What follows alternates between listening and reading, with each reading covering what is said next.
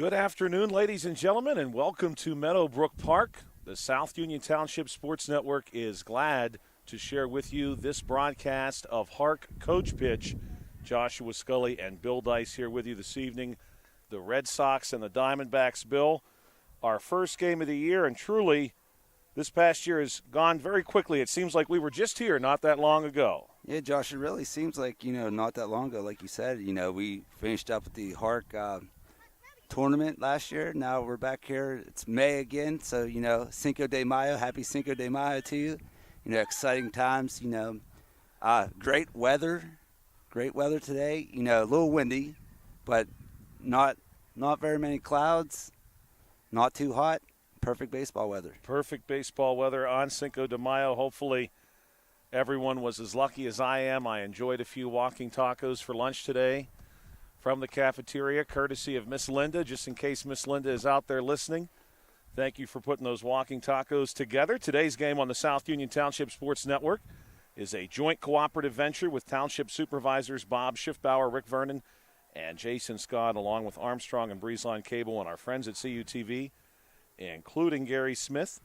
And again, the Red Sox and Diamondbacks going to get us started. This is Coach Pitch, and we thought we might take a moment and rehash the rules for Coach Pitch with everyone as we're about to get this one underway. And I do believe we're going to see the Diamondbacks at the plate first. They will be treated as your guest. The Red Sox will be treated as the home team. Diamondbacks today in a purple and gray uniform. Black pants, the Red Sox in red and white. For Coach Pitch, we will play 6 innings. Each team may score a maximum of 5 runs per inning. Every batter will see at least 3 strikes or 7 pitches. On the 7th pitch, the batter, of course, will want to look to swing, and a foul ball will result in a new pitch.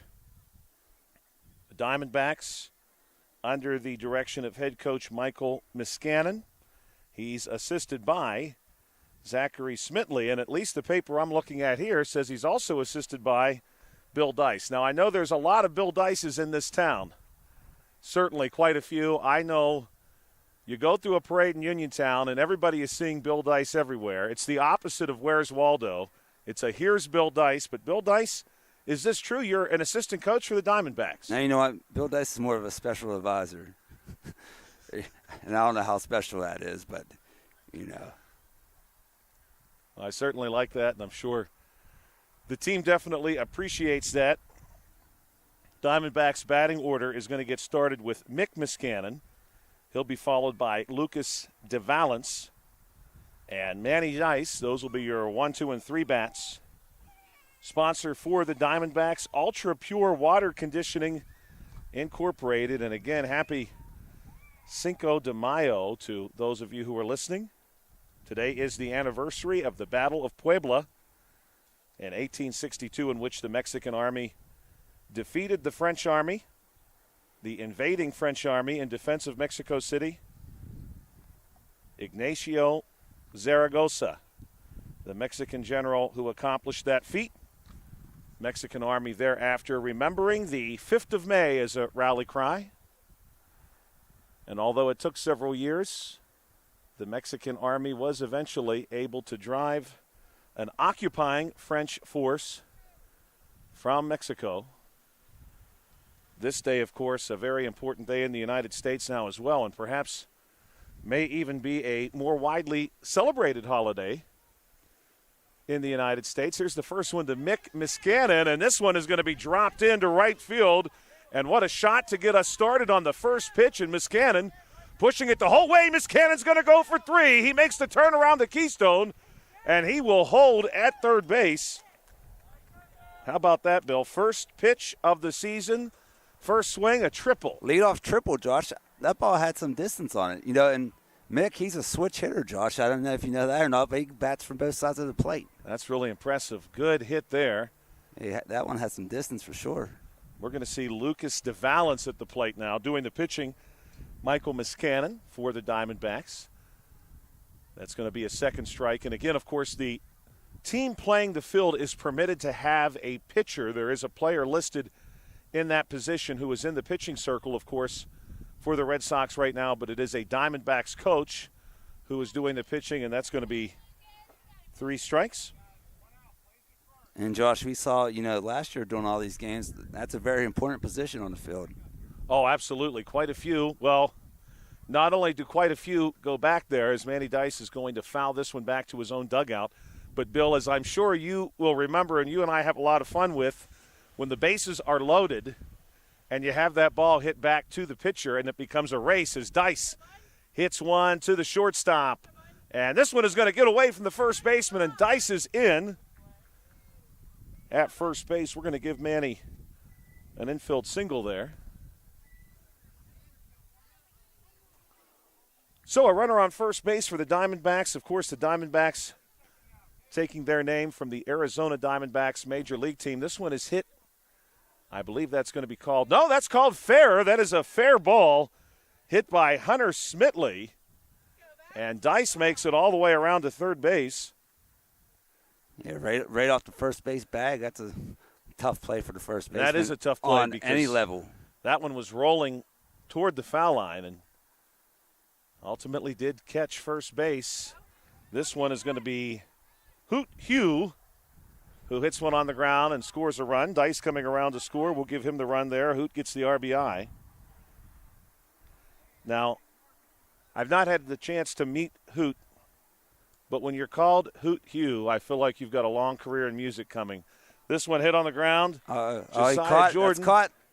Play first. And, this one is caught. And that's going to double him up. And that is a double play. Wow. That's going to end the inning just like that. Line out. So the Diamondbacks score a pair, Bill. Is that what you have? I've got 2-0, yes. Yeah, 2-0. Dice coming around to score. And Miss Cannon also scoring. Manny's got the RBI in this case then, Bill, right? He picks up the first RBI of the season. Yeah, he got one, and Hoot got the other. Yeah, Hoot, yes. Yeah, Hoot drove in Manny. So 2-0, the Diamondbacks lead. Now we're going to see the Red Sox come onto the field. Due up for the Red Sox. We'll see at least the first 3 batters, of course. And, Josh, I know you've been doing a lot of high school baseball. You get to breathe between pitches in that game. Yes. In this game, you can't say a word because the ball's being hit. It's incredible how quickly Coach Pitch will go. And, these 6 innings, they will not take long to get through, that's for sure. Nolan DeHaas will get us started. Then Caleb Bowers and Elijah Nesser. Coaches for the Red Sox, Kenneth Rydell, Corey Nesser, and Corey DeHaas. Diamondbacks will take to the field. Red Sox trail 2-0. Sponsor for the Red Sox this season, Bowers Electrical. Both of these sponsors also sponsored teams in the league last year. Boston Red Sox, of course, lending their name to these Red Sox in the Coach Pitch League.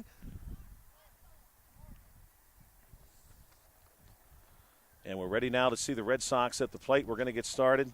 Right-handed bat, Nolan, in his first appearance at the plate. This one is going to be popped up, and it will roll foul. So in the early days of Major League Baseball, the Red Sox, of course, were the Boston Americans. And this date, May the 5th, holds a really significant meaning for the Boston. This one also going to roll but be stopped before it rolls foul, and we're going to call that a single for Nolan. Really significant day in the history of that club in Boston. Of course, they were originally the Boston Americans. Now the Boston Red Sox, as we're going to see Caleb Bowers step in. Bowers, right-handed bat. We remember Caleb from last year. He's pretty good, and he's going to give one a ride. Foul. Actually caught by his father in foul territory. And Caleb, Josh, just a first grader out there, so he's playing up a little bit. And he makes good contact right to us. This one's going to find its way through nearly all the way to the fence. Bowers around first base. He's going to have at least 2. And the lead run is now going to push its way home and will score. And so we're going to give Bowers the double and the RBI. And Nolan Dehas is going to get to run. Well hit ball there between first and second base. Yeah, really Has good some contact. steam on it. Elijah Nesser at the plate now, the number 3 batter for the Red Sox. A 2-1 ball game. Here, bottom 1. Pitch on the way to Nesser, a swinging strike. But on this date, in 1904, Cy Young, as this one is hit, deep part of the infield, going to be cut off here in center. And the lead run will hold. We'll score that a single. And that's going to bring Finn Rydell to the plate. Finn, we remember him last year, too. He's also pretty good. Yeah, this Red Sox team got some hitters. Yes, they do. If I remember correctly, the Red Sox last year, perhaps this one fouled think they off were a league different champions. incarnation, but Yeah. they were pretty good. Yeah, they had league champions last year. A lot of new faces, but some similar old faces as well. This one is going to be hit over short. Caught there. Good catch there for the Diamondbacks. Strong defense here to pick up an out. Hold the runners where they are. This is going to be Lincoln Haynes. And Lincoln is going to hit this one down the first baseline. And that one goes foul. But on May 5th, 1904, Cy Young pitched the first perfect game of the modern era against the Philadelphia Athletics. He, of course, was pitching for the Boston Americans. The first perfect game of the modern era today in 1904. This one is going to find its way all the way through into center field. And so Lincoln Haynes has a single and an RBI, and we've got a 2-2 ball game.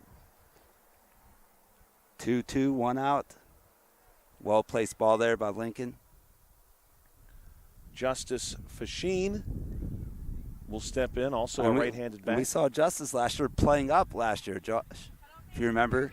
This one's hit right to short. Manny Dice flips to second. Not quite in time, but good recovery there for him. I do remember Justice playing up. We gave him the nickname Fasheen the Machine. That's right. Because he was a hitter. Now 3-2 off of Still one down. Fasheen's RBI. And this one is snagged by Manny Dice, and he looks to flip that one over. Good catch there. I think he was wishing this was kickball where he could have just threw it at the runner. Actually, you know what, Bill? I'm going to stand corrected. That was Justice Fasheen on the pop-out. Okay. Previous bat was Marcus Covert. So Fasheen pops out there. But I do remember Justice from last year. Yes. And this is going to be Ryan Mahalko, number 2. Yeah, we got the opportunity to see a few players at different levels play up last year, and generally speaking, they always represented themselves pretty well. 2 down. Mahalko at the plate. Mahalko, good contact here. Right to Manny Dice, though, who's going to flip this one to third. Manny has seen a lot of action here, Bill, defensively. Well, you know, he usually likes to play catcher because you're involved in every pitch. So, but at least he's staying active. He's certainly been involved, he's staying active, but they've had quite a few his way. Number 12, Ace Schultz will step in. What do you guys do? video in the game. Pitch on the way to Ace. This one hit on the ground. Going to be played by the pitcher, but there's no throw, and a run will score.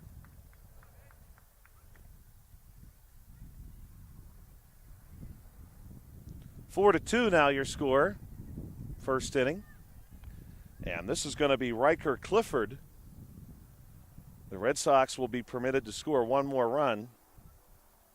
You sure, Josh? I got 3. Well, we're going to find out. Well, I suppose that'll be that. Not. We'll leave it a mystery. So we'll work that out. Let me work that out because I think we can piece it together here. So we led off. Nolan had a single. Next batter was Caleb Bowers. He doubled. Scored Nolan. Third batter was Nesser. He singled. That put runners on the corners, so it was 2-1.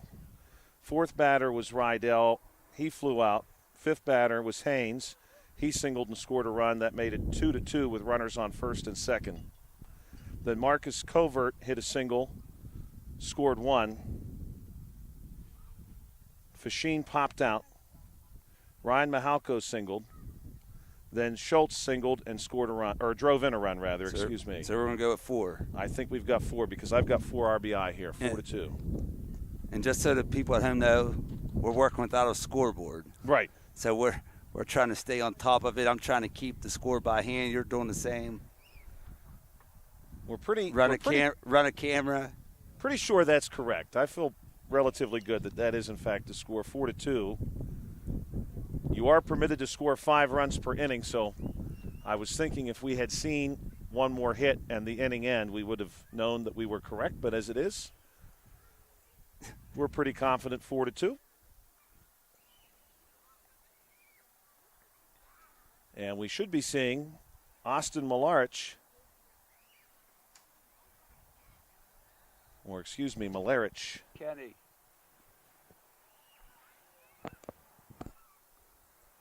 First pitch, a strike, and that's going to be 2.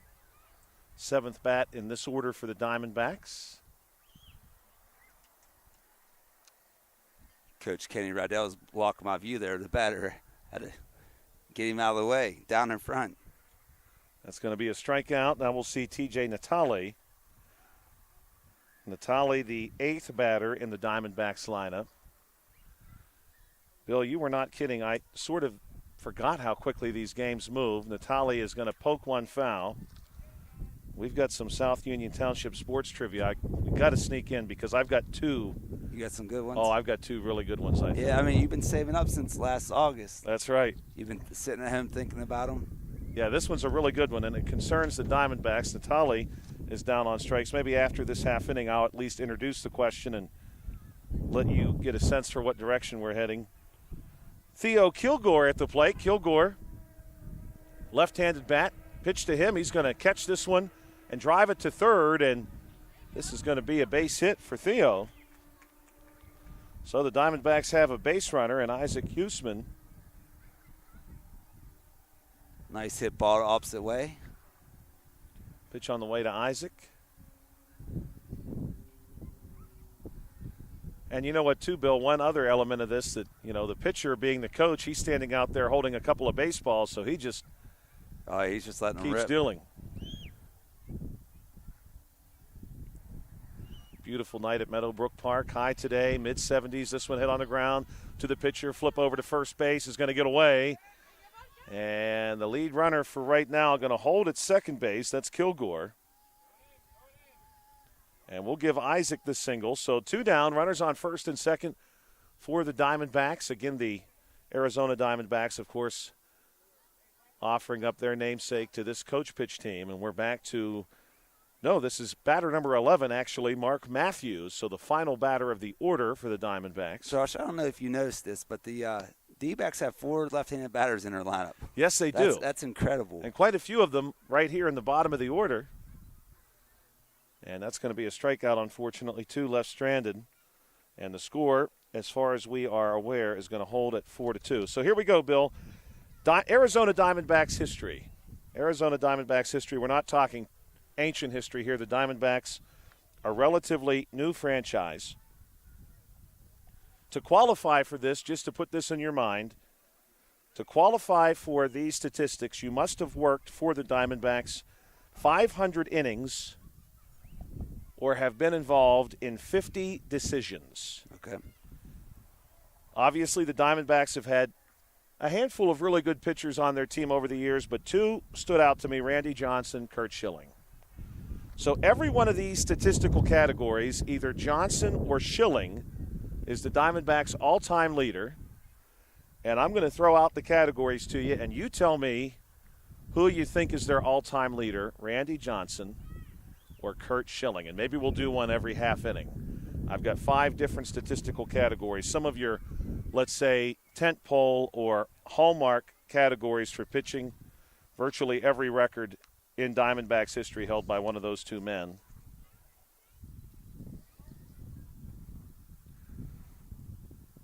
So we are back to the Red Sox, and we are top of the order Red Sox sent every batter to the plate in inning number 1. So we're back to Nolan. He's going to hit one on the ground to short. And the flip to first base. Runner is going to just leg that one out. And so Nolan Dehaas with a single. He's 2 for 2 tonight. Scored a run as well in inning number 1. Caleb Bowers back at the plate. Bowers last time threw a double and an RBI. He takes a cut here. Yeah, he hit it right at us, if I remember correctly, Josh. Yes, he did. Right between the right fielder and the center right fielder. This one's going to skip into center field and be corralled there. So Bowers this time held to just a single. Nice play there by number 7, the center fielder, getting that ball. Almost had him out at second base. Elijah Nesser now with runners on first and second. Here's the pitch. This one going to be cut foul. This one hit to short. Toss over to third to get the lead runner. Is in time. So a force out for Nesser. Fielder's choice. Throw goes to third base. You get the lead runner. And maybe not a bad decision there, Bill, because we know due up Finn Rydell. He's got some pop. And you would think just about any sort of hit was going to score a runner from third. This one's cut foul. He was also going to the right, so that was easier to play. I don't know if he figured that into it or not. This one's going to be called a fair ball, apparently off the first baseman. Just over the bag, maybe? We'll score that as a single. Bases are now loaded, one out. Juiced. Lincoln Haynes at the plate. Lincoln drove in a run the last time through. He's got 1 RBI already. This one hit on the ground. Going to be fielded at third. They'll get the force out there. So another fielder's choice. A run does score, 5-2.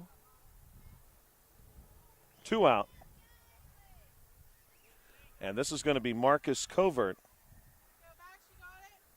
Now, Bill, correct me if I'm wrong. The Red Sox were the team last year who had the gentleman who kept all of their official statistics. Yes, they were very thorough on those stats. That was neat to see. This one going to be hit to third again.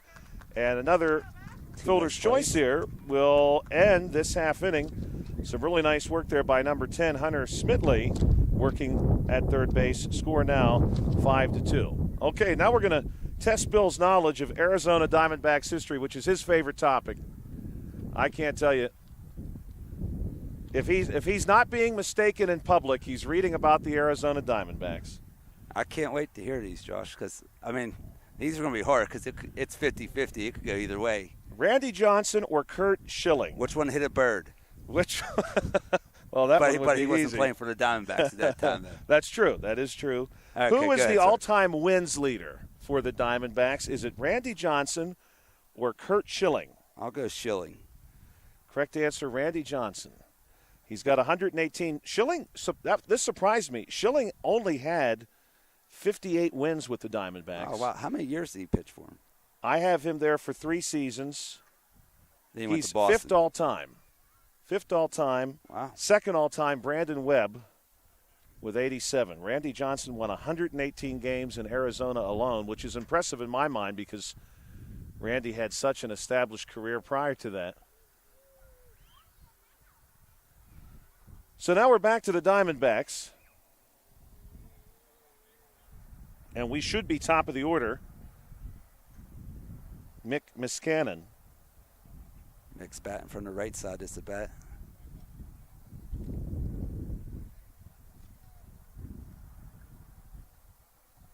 Top of the third inning, 5-2 your score. First pitch to Mick, and Mick lays into this one down the left field line. What a shot. Mick is going to come around first base. He's going to test some dangerous waters here. Ball to second, and Mick is in with the slide. A double to get the Diamondbacks started here. Mick Miskanen. Good-looking hit there for Mick. So he has a triple and a double so Yeah, I was far, just Josh. going to say, is he Cycle working? watch. Cycle watch. Yeah, is he working on the cycle? Lucas DeValance at the plate.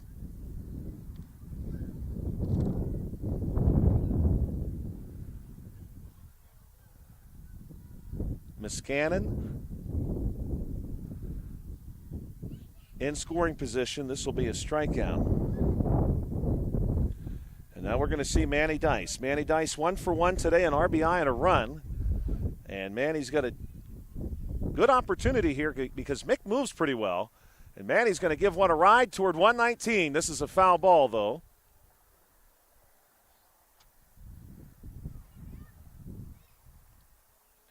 Quite a bit of traffic on the bypass this evening. And this one's going to be straightened out towards center and not caught. It bounces in. And I think if Mick wants to score here, he could. He's going to try it.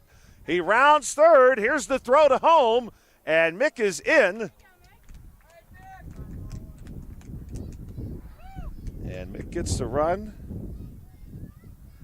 And Manny Dice, we're going to give him the RBI there. 2 for 2, 2 RBI, 5-3 your score.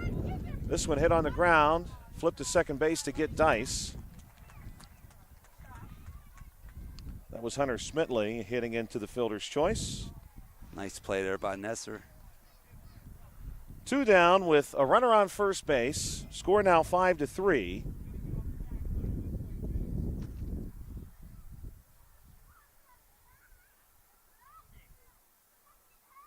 At the plate, Hoot Hugh. Hoot going to hit one on the ground to the pitcher. Flip over to first base is in time. And we'll call that 1-3 on the putout for Hoot. And your score 5-3. Let's take a look at some South Union Township sports trivia. Was it Randy Johnson or Kurt Schilling? Bill, how about this is a new statistic that, during the career of these pitchers would not have existed, but is retroactively applied to their careers. Who during their time with the Diamondbacks had the higher WAR, wins above replacement, Randy Johnson or Kurt Schilling? Randy Johnson. Randy Johnson. Randy Johnson leads all pitchers in Diamondbacks history. 52.6 games, wins above replacement. Kurt Schilling third all time, 25.9. Again, second place actually belongs to Brandon Webb. I was surprised at the career Webb had for himself with the Diamondbacks. How about all-time ERA leader? I'm going to go Schilling. Schilling is second, and it's very close. Randy Johnson, all-time ERA. I promise some of these are Schilling. Randy Johnson, 2.83 all-time ERA. Kurt Schilling, 3.14. See, Josh, on that one, my strategy was I went with the less amount of games. Right. I thought maybe Schilling could eke one out there, but I guess not. I guess this is a Randy Johnson show. Sponsored by Randy Johnson. Tonight's game. Sponsored by Randy D-backs Johnson. and Red Sox. Meadowbrook.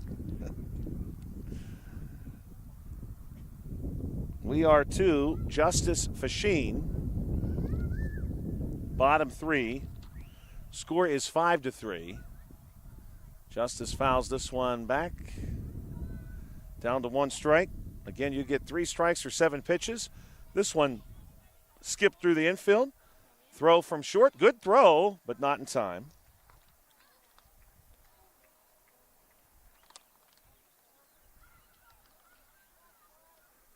We'll give Justice a single there.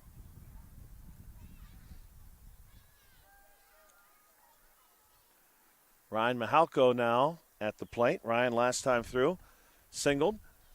He puts one on the ground here, and it finds its way between third and short, cut off here by Manny Dice. And the runners now at first and second base.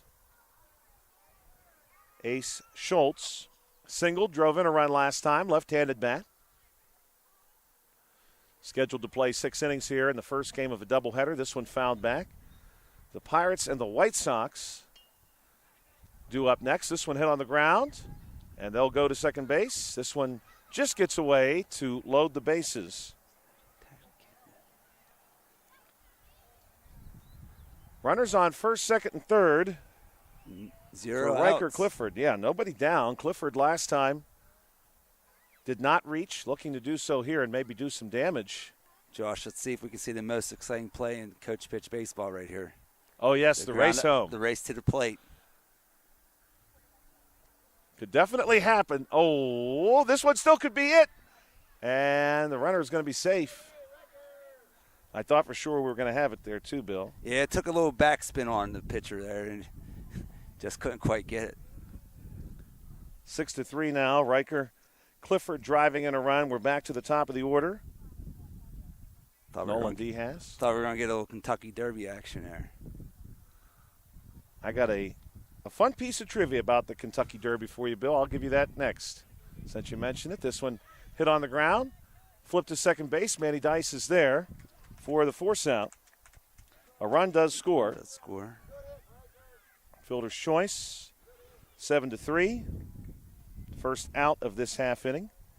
Caleb Bowers at the plate. Bowers going to bat with runners on first and third.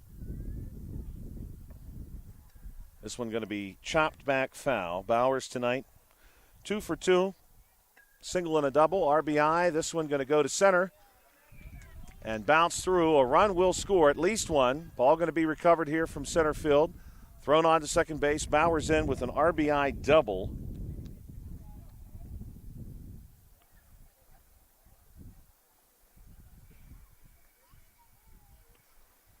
Elijah Nesser at the plate with 2 runners in scoring position.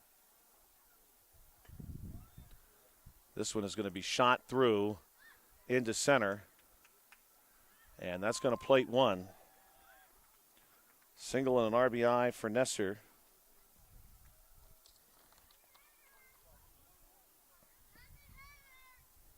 Score was 5-3 coming into this half inning. And this is caught by Manny Dice, snagged out of the sky. And Finn Rydell is robbed on the lineout. 2 down. Lincoln Haynes, right-handed bat at the plate. Here's the pitch to Lincoln. He hits this one on the ground. Scooped up at second base, flipped to short to cover. And that's going to do it. And, Bill, after that, I have 8-3. I have 9-3. 9-3. I'll correct mine because I was thinking we were at 9 or 8, but possibly 9. I knew we were getting close to 5 for that inning. We'll go 9-3 officially.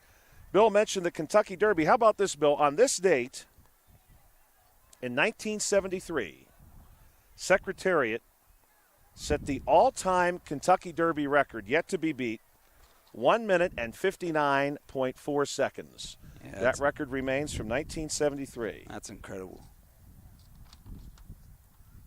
One of the all-time great horses in the history of the sport.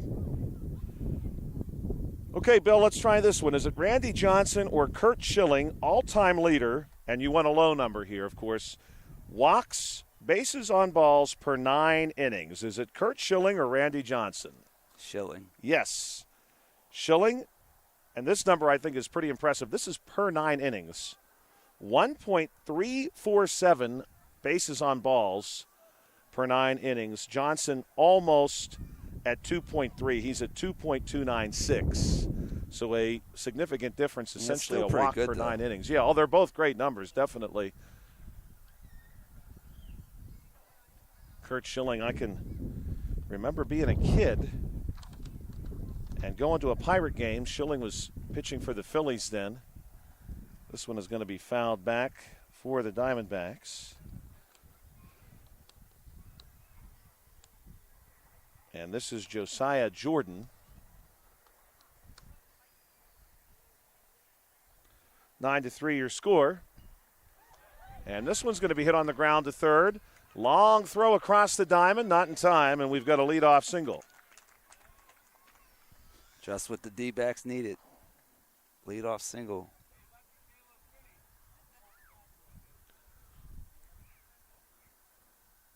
Austin Malarich, This one hit foul. Thought that ball was going to sneak in there, Josh. Nearly did. That would have been a good spot. Yeah, swing bunt. Plenty of time here for the Diamondbacks to work their way back into this one. 2 strikes now on Austin. Malarich looking for his first hit of the ball game. And this will be a strikeout. TJ Natale due up. Again, a beautiful day here at Meadowbrook Park at the intersection of Main Street and Stadium Drive along the Sheepskin Trail. Slight breeze.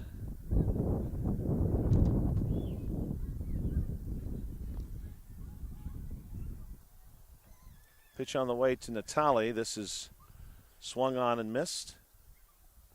Not too many walkers out here tonight, Josh. No, I'm surprised by that. Yes. Especially given the weather that's coming, not especially great. So you'd like to think this is going to be a strikeout. You'd like to think that those people who want to get some walking in, this is a golden opportunity to do that. And Josh, speaking of walking, I was coming down Saturday morning. I saw Mrs. Scully walking along. She was going so fast I couldn't even say hello. Sounds about right. Theo Kilgore. She was tries walking, to log 22,000 steps a day. She was walking faster than I was driving. Yeah, she walks. She gets all the way out to Hutchison in incredible time. I could never keep up with her, so she doesn't even ask me to go. I need a bicycle. This one hit on the ground, right down the third baseline. This is a tough play. Everybody's going to be safe. Kilgore gets himself a single. Now runners on first and second.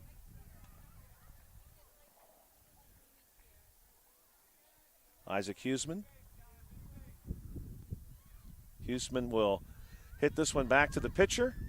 Flip over to first base is going to get away. This could be trouble. And the Diamondbacks will hold their places. Isaac Josh, safe at first. I kind of think there might be a rule on the overthrow. That you can't advance? You can't advance. For some reason I think that, but I could have just made that up last night. That would make sense because we've seen a couple of overthrows here that would have allowed pretty easily advancement. Though, like I said, I could have just made that up, so don't take my word for it. Don't get in an argument with the umpire and bring out your rule book. Mark Matthews swings at this one, and that's going to be a strikeout. The umpire, who is doing a great job here tonight, Bill, he was actually getting a rundown of the rules when I was checking on the lineups. Wow, so they were coaching him in the right direction. Yes. Today, Cinco de Mayo, the 125th day of the year. We're already today number 125. Today, May the 5th. Let's not make it March. May the 5th, 1866 Memorial Day was celebrated for the first time in Waterloo, New York. Obviously, that holiday would migrate to later in the month. Also today in 1891, Music Hall in New York City opened for its first performance. Later, that would change to Carnegie Hall. Many perhaps have heard of Carnegie Hall. For anyone who's an American Civil War aficionado, today, May the 5th, in 1865, in Washington, Georgia, the Confederate government officially dissolved. May 5, 1865. Bill, I'm going to let you think about this one because this is real close. These numbers are incredibly close. Ks per 9 innings pitched. Randy Johnson or Curt Schilling. I'll let you maul that one for a half inning because it is the narrowest of margins separating Randy Johnson and Curt Schilling. Yeah, both of them were big strikeout pitchers. So I mean that makes sense that it's close. I'm gonna go with Johnson. But like you said, it could go either way. You are correct. Johnson averaged 11.4 Ks per 9 innings. Curt Schilling 10.7. And Josh, in the early days of my fantasy baseball career, hold that thought. This one is going to be shot into left field. And a leadoff hit. So like I was for saying, Marcus. Josh, in the early days of my fantasy baseball career, Curt Schilling was a workhorse, man. He was throwing complete game after complete game. Just nowadays, you don't see that. No, you do not. My goodness, it's hard to see a pitcher consistently get even into the 6th inning nowadays. This is going to be Justice Fasheen. Close play there first. Justice just able to leg that one out. Score remains 9-3. Red Sox and the Diamondbacks. Bottom 4. Josh, we play 5 or 6? We play 6 innings, according to Coach Friedel. Okay, good. I knew you'd be on top of that rule. 2 strikes here at the plate right now. This is Ryan Mahalko. Runners on first and second. And that's going to be a strikeout.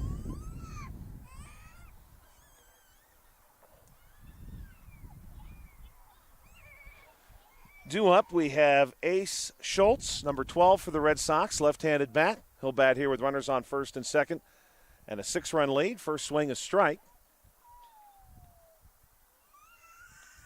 And this one is going to be hit on the ground, a slow roller that dies just outside the batter's box. Flip in time, nice and good play there by the Diamondbacks. Nice play by the pitcher. Nice catch at first, too, by Muscanin. It's 2 down. Good chance for the Diamondbacks to force the Red Sox to put a 0 up here in this half frame. This one hit on the ground back toward the pitcher, and wisely taking the throw to first base, but the throw goes wide. And that's going to be a single and an RBI for Riker Clifford. 10-3 now your score. It turns over the lineup, though, Josh, doesn't it? That does. We are back to the top of the order with Nolan DeHaas. He's going to skip one to third. And the long throw to first base, a good throw. But a run will score on the backside of that, 11-3. That was a strong throw there by third baseman Smitley. Single and an RBI for Nolan, who is now 3 of 4 today. Some 2-out lightning by the Red Sox here, Josh. And I almost don't want to say the word lightning. It's getting a little breezy. Right, we might see some of that tomorrow. Caleb Bowers, 3 for 3, 2 RBIs, 2 doubles. Hits this one foul. Speaking of fantasy baseball, I wish Caleb was on my fantasy baseball team. He's smacking the ball. Yeah, he's really compiled some points here today on the fantasy baseball side of things. This one going to be popped up and out of play. I think that one's going to stay up there, Josh.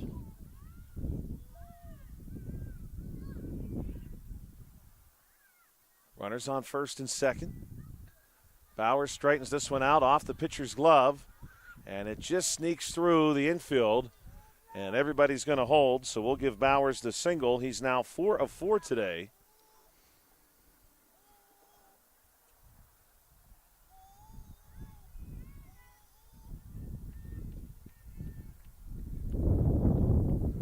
Elijah Nesser will step in. Nesser's going to bat with the bases loaded in an 11-3 ball game. Pitch on the way to him. Nesser's going to hit one toward us. It's going to drop and then roll into right field. That's going to potentially score 2. One already in. And here's the second. That's a 2 RBI single. 13-3. Red Sox now lead by double digits. And Finn Rydell, who's 1 for 3 tonight, looking to add to that. Bounces one into left field, and the lead runner will hold. So Finn now 2 of 4. Lincoln Haynes. Lincoln drove in a run earlier in this game, back in the first inning. Josh, the Red Sox have played it 4 runs with 2 outs here in the bottom of the 4th. Chance to add to that number as well. Try to hit the max. They can get to 5 total. This one's going to be hit on the ground into right, and that's going to be 5. So we'll see if that rule was explained to us correctly, because right now it's 14-3, and I believe that is correct. Red Sox are going to make their way to their dugout. They scored 5, which is the maximum allowed. Bill, I got one final category here for you. How about the lowest whip? Walks and hits per inning, Kurt Schilling, Randy Johnson. Kurt Schilling by 300ths. By 300ths. Come on, Josh. These stats are by the hair. They were incredibly close. Schilling is the all-time leader. Randy Johnson, second all-time. Brandon Webb, third. I suppose he probably was. Webb's name did pop up. Good for him, because what company to be in when you're talking about any club all-time to have your name with the likes of Randy Johnson and Curt Schilling over and over again. Now, Webb, of course, at least of the categories I looked at, he was never the leader, but he was often in second, which is impressive, and usually at least in the top six. Career whip with the Diamondbacks for Curt Schilling, 1.036. And for Randy Johnson, 1.068. 14-3. Looks like the top of the order for the D-backs. Mick back at the plate. Mick today, 2 of 2. He got a hit from both sides of the plate. He's got a double and a triple as well. It's going back to the left side. This one going to be lifted into right field, and this could be his single. Now he's going to think 2, and he's easily going to have it. 3 of 3 now. Good piece of hitting there from Mick. Never too late to come back. It's an 11-run game, but even with hitting the maximum, of course, I'm sure your last time through, the number is not capped. Correct. I do remember that rule. Lucas DeValance at the plate. Lucas will pop one up. Another one on top of the cage. Yeah, I don't remember that happening too much last season. It's already happened twice tonight. This one's going to be popped up and played. And Lucas legs that one out easily, so he's got a single. And Mick's going to move up to third base, so the Diamondbacks here threatening. Manny Dice. Manny today, 2 of 2, 2 RBIs, a couple of singles for him. In a game in which the Diamondbacks have scored 3 runs, Manny Dice has driven in 2 of those. Here's the pitch on the way to him. Dice lifts this one up and foul.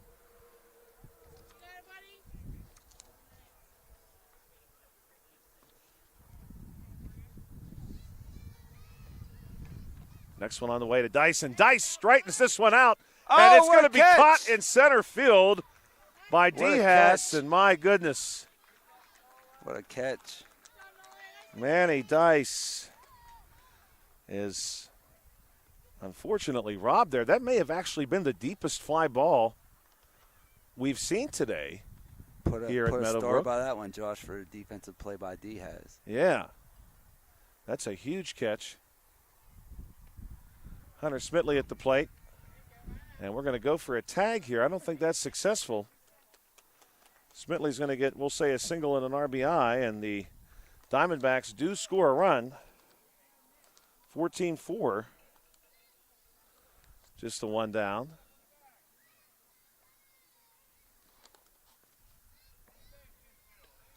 Always great when it's baseball season. You know, when it's baseball season, the school year drawing to a close. Teacher Appreciation Week this week, so don't forget your teachers. This one fouled back. Hoot hits one on the ground. They will go for the tag again. This time they get it, so a fielder's choice. Nice play there by Nesser at short. That is Nesser, right? I believe Number so, 3. yes. Yep. That is him. I don't want to misidentify.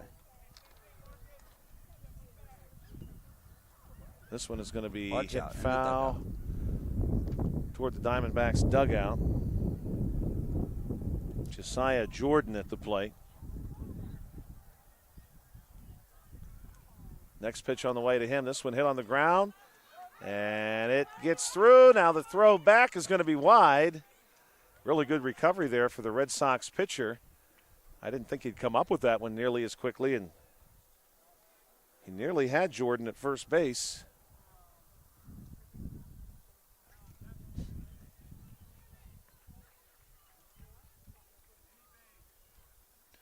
So bases loaded. Malarich at the plate. 2 strikes.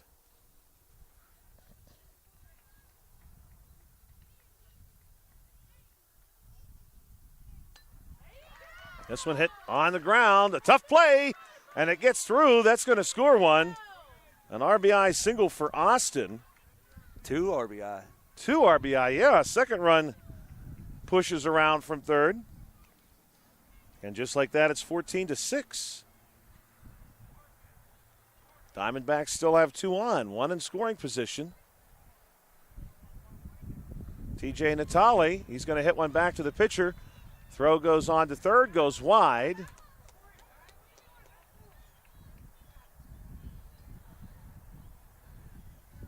And TJ will give him a single. Bill, I'm thinking you must be right. They must not be permitted to advance in that scenario. It has to be. On the overthrow. Because, again, that was an opportunity to do so. Leo Kilgore hits this one back to the pitcher, 1-3 on the putout. Big play there. And that is going to set us up the next time the Diamondbacks come to the plate. We're going to lead off with Isaac coming back on the Red Sox side. 14-6 your score. Yeah, Josh, I really liked that segment we did there on the stats.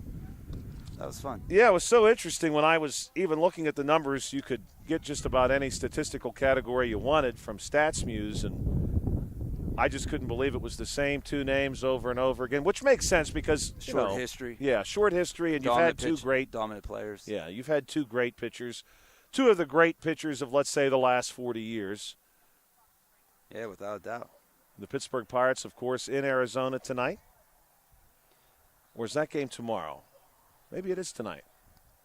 Today is Tuesday, right? Yeah. So they are in Arizona tonight. Don't say it's Monday. Yes, please. Let's not go backward. That happened to me, Josh. That happened to me a couple weeks ago. I was a day ahead all week, and I was like, "Oh, this is awful." Yeah, that's like a bad dream. So the Red Sox at the plate.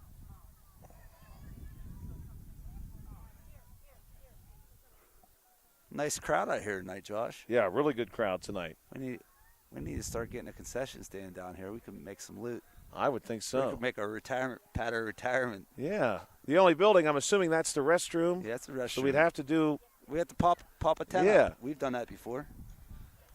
Boy, that's not a bad idea. I did bring up my tent tonight, Josh, but the wind was blowing. I was like, I'm not going to risk it. Right, and it's a nice evening. It's not too sunny, so. Right.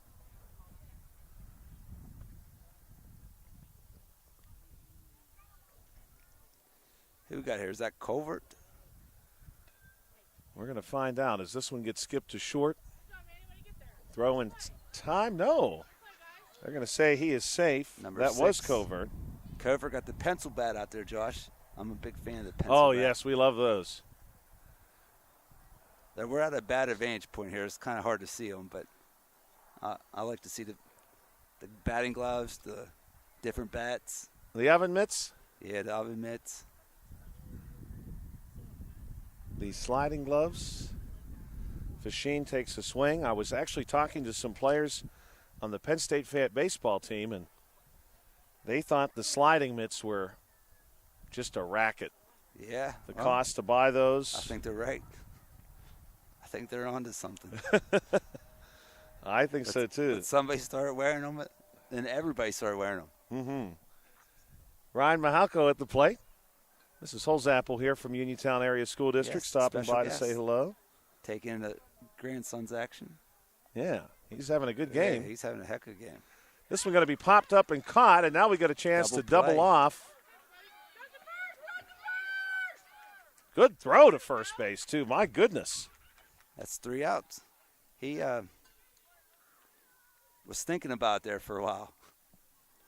That was a quick inning there, Josh. That was the quickest. They don't get much quicker than that. The Diamondbacks mean business. First they score 3 runs, and then they really shut the Red Sox down there. So next time the Red Sox come to the plate, we should see Schultz do one. Thank you, as always, for checking out the South Union Township Sports Network. And we want to thank as well our sponsors who have made this possible. We acknowledge the sponsors, of course, for these individual teams. We want to thank them, too, because, of course, that helps to make HARC baseball happen. But Smith Lewis Chess CPAs in Uniontown, Davis & Davis Attorneys at Law, the Sprouse Insurance Group, and Agent David Hughes, SWGI Specialist, now a part of U.S. Digestive Health, the UPMC Rehabilitation Institute, and physical therapist Jim Burns, United Bank, and the South Union Township Supervisors Bob Schiffbauer, Rick Fernan, and Jason Scott. A couple of birthdays today from the South Union Township Sports Network. Happy birthday to James Conner, one-time Pittsburgh Steeler, born today in 1995. Also happy birthday to Charles Nagy, one-time Major League Baseball pitcher. What team, Josh? I associate him with the Indians. Okay, well, I was going to see if you were going to say that or not, because that's what I still call them the Indians. But 129. It's hard. I've had a more difficult time breaking the habit with them than I have with the Washington football team. Yeah. The Commanders. I can do Commanders pretty easily. I just cannot get myself to say the Guardians. Because you're a baseball purist. This one's going to be hit foul. We are 2 on the Diamondback side. Isaac Huseman. Top of 6, last at bat. Potentially. Diamondbacks will be allowed to go the distance here. They will not be capped at 5. Isaac with 2 strikes. You get 7 pitches or 3 strikes. Pitch on the way. This one's going to be hit foul. Of course, here at Meadowbrook, we got a great view, as we mentioned earlier, of the Sheepskin Trail one day at some point in the future. The plan is that you will be able to travel this trail all the way to Parkersburg, West Virginia. Some portions of the trail, of course, waiting to be completed, including the stretch between Uniontown and Dunbar, although they have built the bridges behind Grindle Station. That's where Caparella's restaurant is in Uniontown. The new bridges that will carry the trail over the Redstone Creek are in place. But obviously a long way to go to Dunbar Borough. This is going to be a strikeout. And now we'll see Mark Matthews. But a relatively good crowd on hand, as Bill pointed out. Strike 1 here. Now 1 hit foul. Rydell was all over it, so the Diamondbacks catch a break there. That was a nice play by Rydell at first base. Bill, this is not an official attendance number, but I'm going to say there are 75 people present for this ball game. At least. We got another 60 at home watching. That's great. Yeah. That's good numbers for opening night. I think so. No lights on yet, but we may yet see that for the second game. So the Diamondbacks down to 1 out, but here's the good news, top of the order. This is Mick Biscannon, and Mick 3 for 3 today, all extra base hits. Wow, and he crushes one into left field. This could be, again, extra bases for Mick if he wants them. He's going to round first base, and he's moving towards second. The ball rolling into the Keystone, and Mick is safe with another double. Is that his third double, Josh? That is his third double today. Third double and a triple. That's a good total bases. Yeah, that's an awesome slugging percentage. That is a slugging percentage of about 600 plus. This one's going to be popped up and caught. And Mick is going to be left stranded. And I believe, Bill, that is going to be the ball game. We are going to line up here. 14-6 is what we have as the final score. 20 total runs scored, Bill, but how about that? 20 total runs in 55 minutes. Yeah, not too bad, Josh. Well-played game. Kids were hitting the ball, fielding the ball pretty well. There weren't a lot of mistakes out there I saw. No. So that's very really, there was a couple great defensive plays, if anything. Very well-played game for both teams for the opening game of the season. So, later on in the season, we should see a lot more improvement. But, they already set the bar at a high level.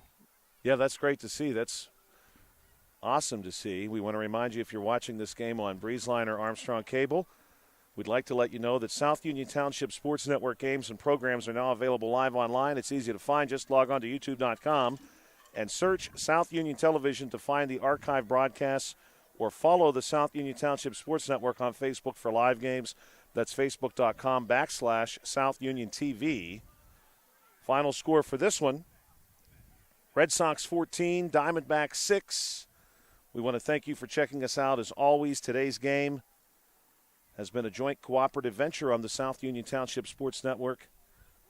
Thanks to supervisors Bob Schiffbauer, Rick Vernon, and Jason Scott, along with Armstrong and Breezeline Cable, and our friends at CUTV, including Gary Smith. Again, that final score: Red Sox 14, Diamondbacks 6. For Bill Dice, I'm Joshua Scully. You've been watching the South Union Township Sports Network.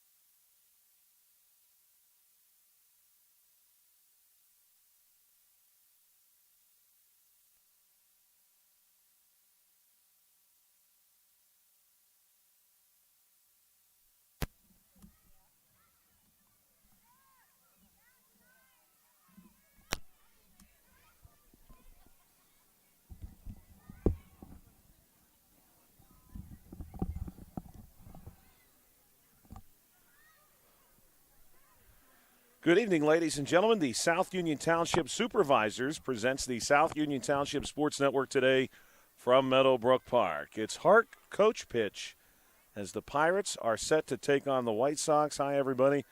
I'm Joshua Scully alongside Bill Dice. The South Union Township Sports Network coverage is a joint cooperative venture with Township Supervisors Bob Schiffbauer, Rick Vernon, and Jason Scott, along with Armstrong and Breezeline Cable and our friends at CUTV, including Gary Smith. The White Sox tonight in a red and white uniform. Their sponsor is Omega Building Company. The Pirates in black and gold. Hopwood Child Care is their sponsor. The White Sox, Bill and I talked a little bit about this prior to starting the broadcast. The White Sox enjoying a little bit of an alternative look here, Bill. Yeah, a little alternative jersey here. You know, we looked out there and we were like, what team is that? And here it's the White Sox.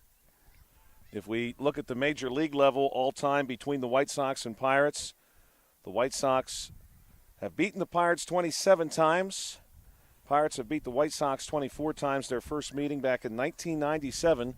The Pirates, of course, not known for their prowess in interleague play, but they did win the first ever 3 meetings against the White Sox, 3-1, 3-0, and 3-1.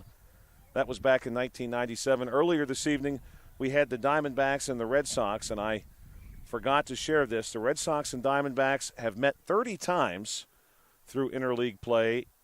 Dating back to 2002, the Red Sox hold a 16-14 advantage over the Diamondbacks in that series.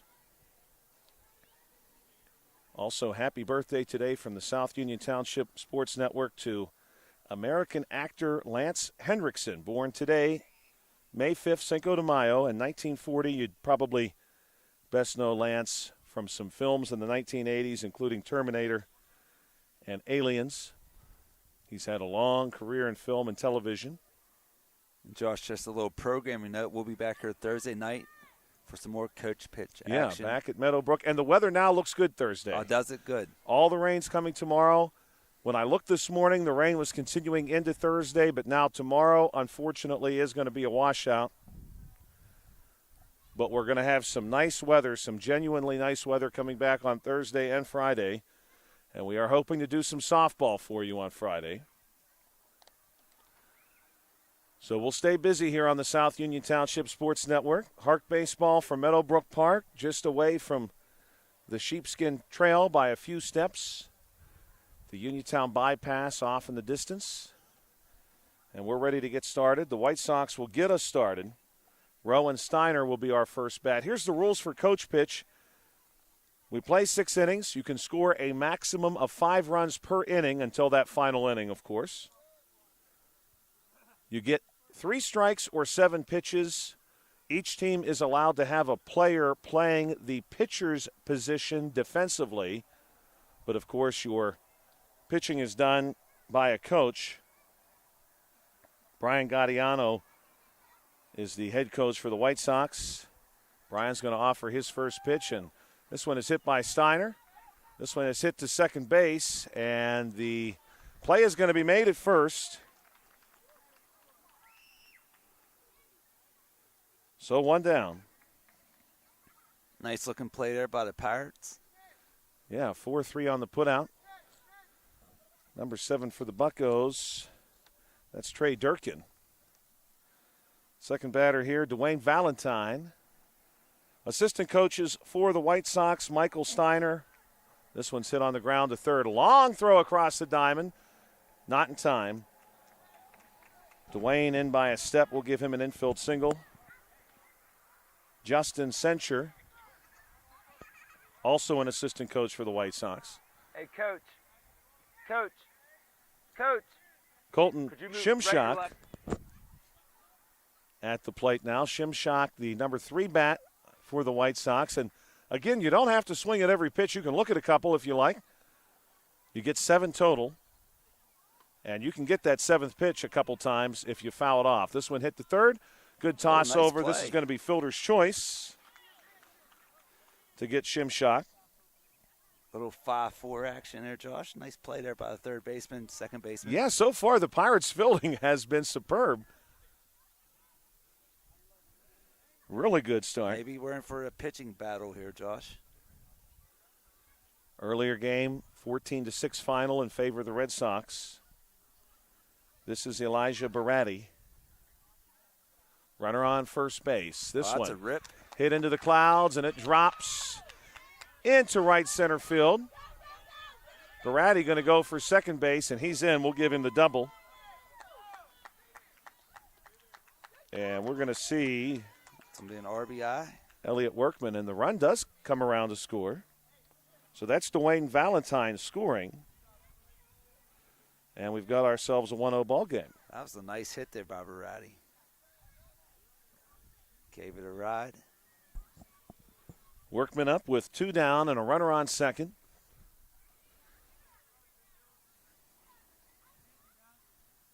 Two strikes on Workman.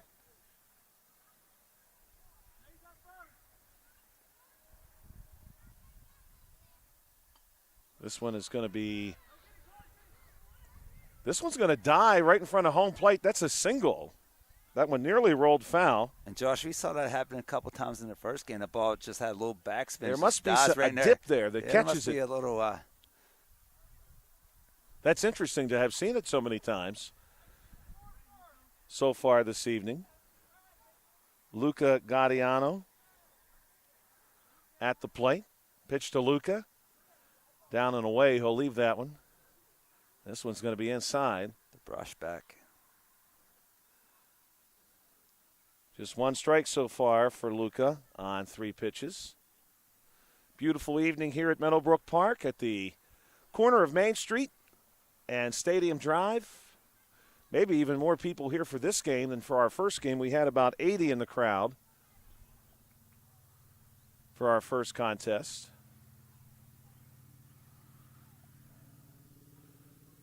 That was pitch number 5, 2 of them strikes. And this is going to be a strikeout to end the top of the first. So we like to share some South Union Township sports trivia. And I've got a really good question for Bill here. And I'm going to present the question now. We're going to let Bill think about this for a while because this question has a couple qualifications. This is all time in the history of the Pittsburgh Pirates and the Chicago White Sox.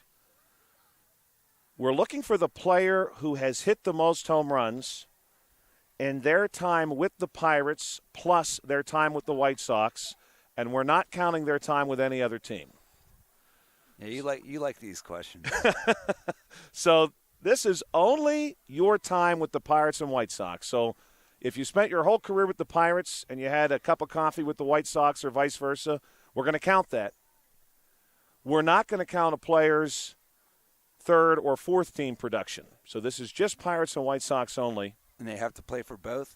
You had to play for both. You had to have at least one plate appearance for both teams. I'm going to give you choices. This is multiple choice, of course. Bobby Bonilla? Bobby Bonilla is going to be a choice. Okay. He's going to be a choice. We're going to share the choices after the first inning. We've got the Pirates coming to the plate. Because Bobby Bonilla is the only one I can think of. There's a couple. You're going to be surprised. A couple of good names. I can't wait to hear them. Man, this White Sox team got a whole herd of players out here. White Sox do have everyone tonight. The Pirates are missing 2 players. They'll start with Chance Pitts and then Trey Durkin, Curtis Kazmierczak. We remember Curtis from last year. Oh, yeah. Brandon Collins, head coach for the Pirates. Their sponsor, Hopwood Childcare. White Sox getting themselves situated here.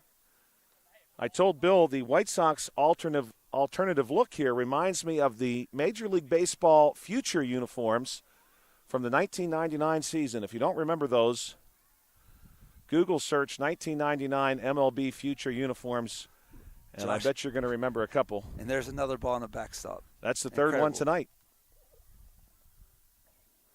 Josh, I kind of like these uniforms. Yeah, they're definitely a different look. And this is going to be a strikeout. Bottom 1. Score is 1-0 in favor of the White Sox.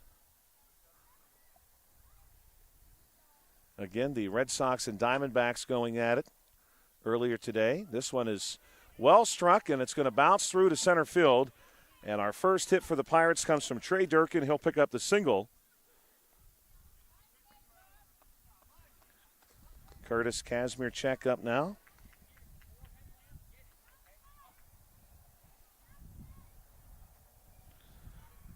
Curtis will bat with a runner on first base, and Curtis going to give this one a ride, but foul toward his own dugout.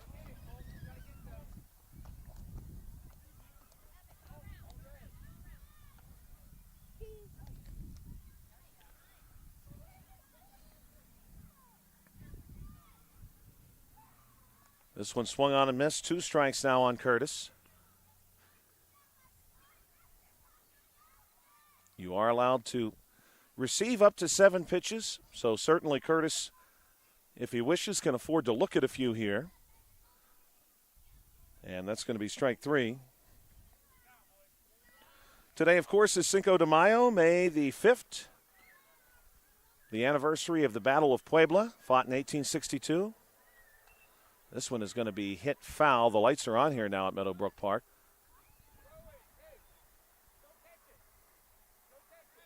That one just rolled foul, actually had landed fair. Close. Ignacio Zaragoza, the Mexican general, winning the Battle of Puebla against the French. The 5th of May became a rallying cry for the Mexican army in that conflict. This one also hit foul.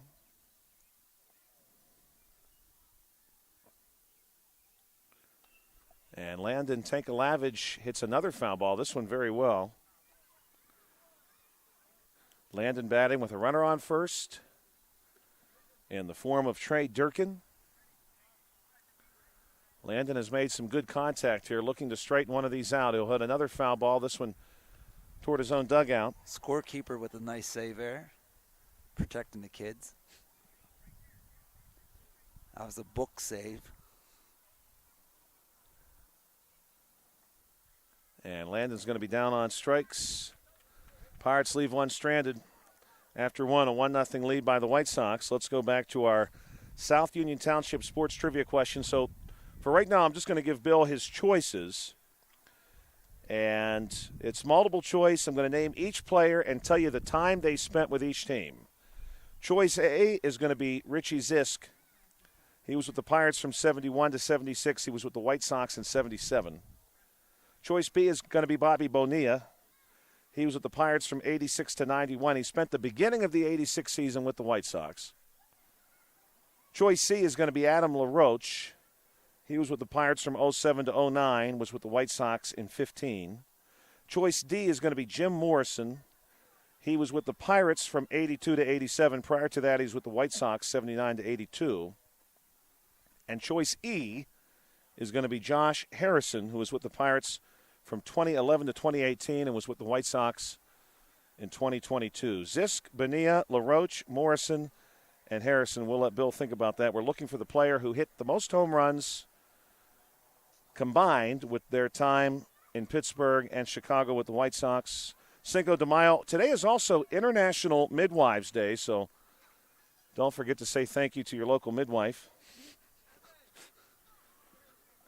White Sox back at the plate. Declan Abraham is due up.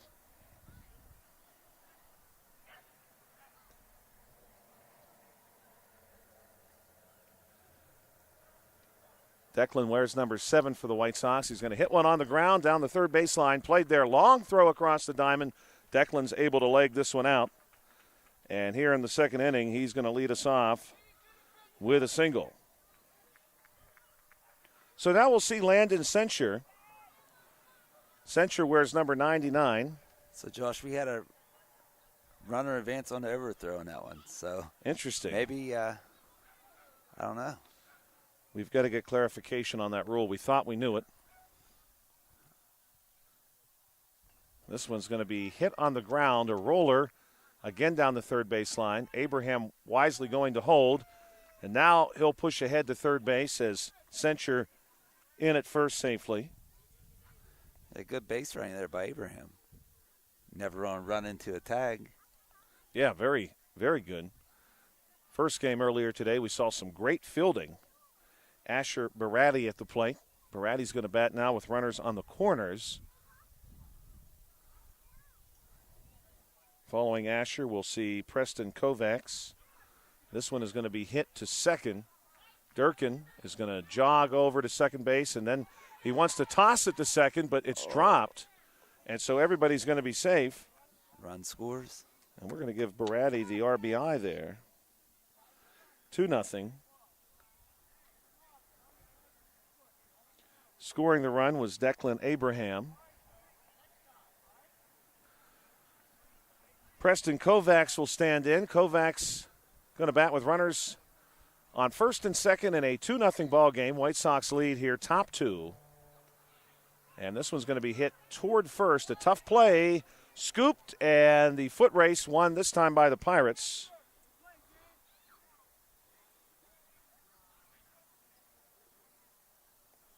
Runners will advance just one down. We'll see Aiden Simpson and then Jamison Parker. Jamison will be the final batter of the lineup, and we'll flip it back over to one. And we're going to get a shoe tied. Again, for our South Union Township sports trivia question,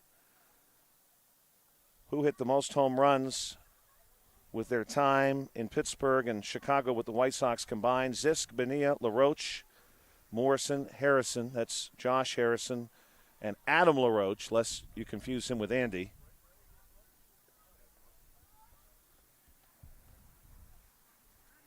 Man, that's a tough one, Josh. You know what? The funny thing is, I noticed not very many players played very long for the White Sox. No. In this trivia question here. Most of them were there just very briefly. Simpson hits this one foul, so he stays alive.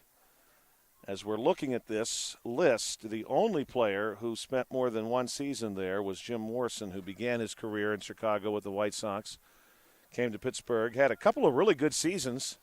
Not that I'm trying to sell you on him, but he had a couple of really good seasons in the mid-'80s for the Pirates. This is going to be a strikeout.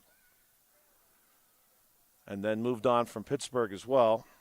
Josh, I'm going to go with Josh Harrison. You like the Josh Harrison choice?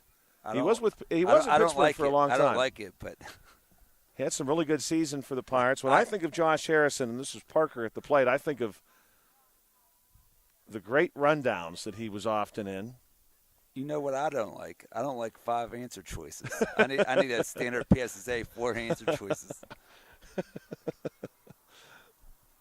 I like the 25% chance better than the 20.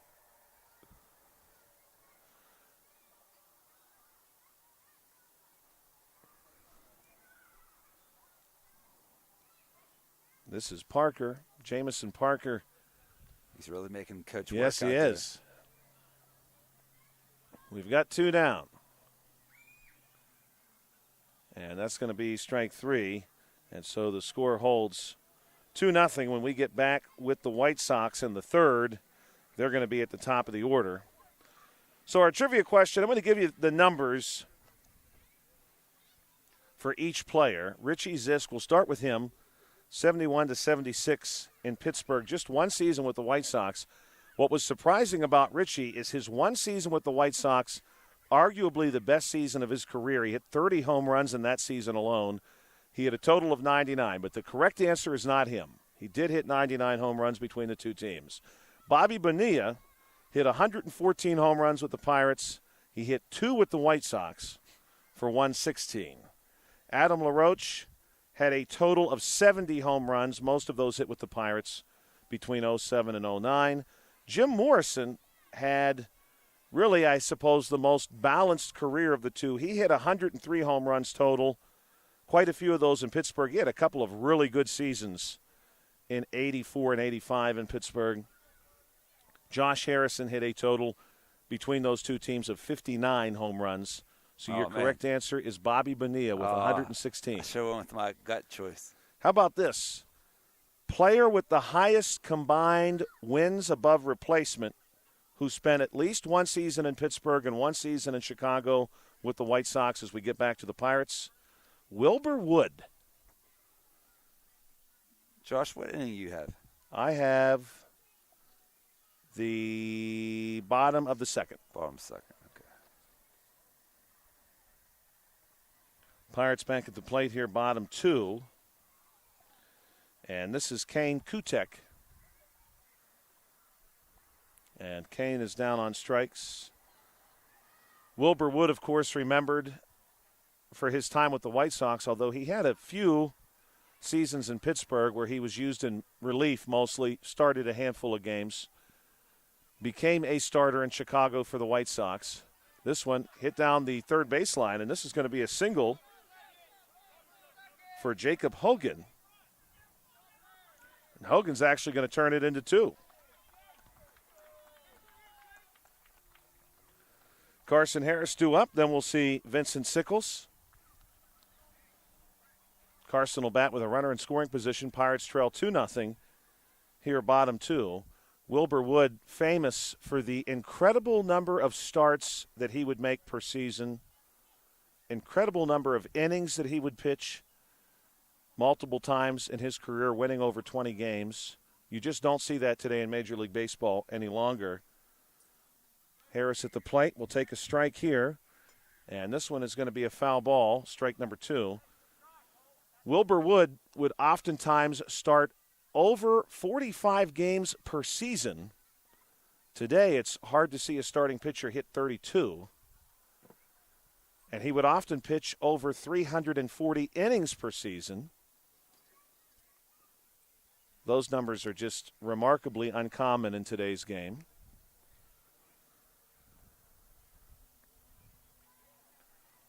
Pitch on the way to Harris. This is going to be swung on, and I believe that is a strikeout. It is. 2 down for Vincent Sickles.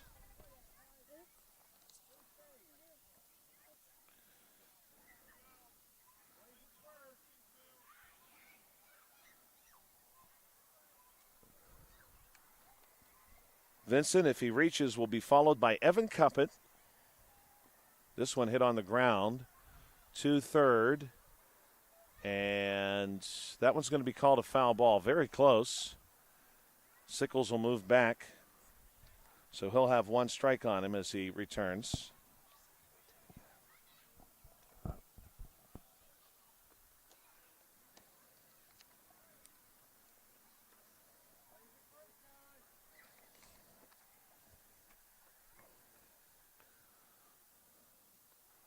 This one is going to stay fair. Throw to first base to get Sickles is off the mark. And a run's going to try to score. And he's going to safely be in. No throw. And we'll give Sickles the RBI. 2-1. Evan Cuppett now at the plate. Cuppett, a right-handed bat. Some more lights kick on along the trail here near Meadowbrook Park. Strike number 1.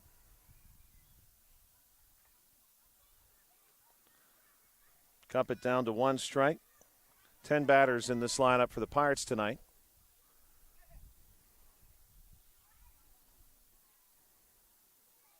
And this will be strike 3.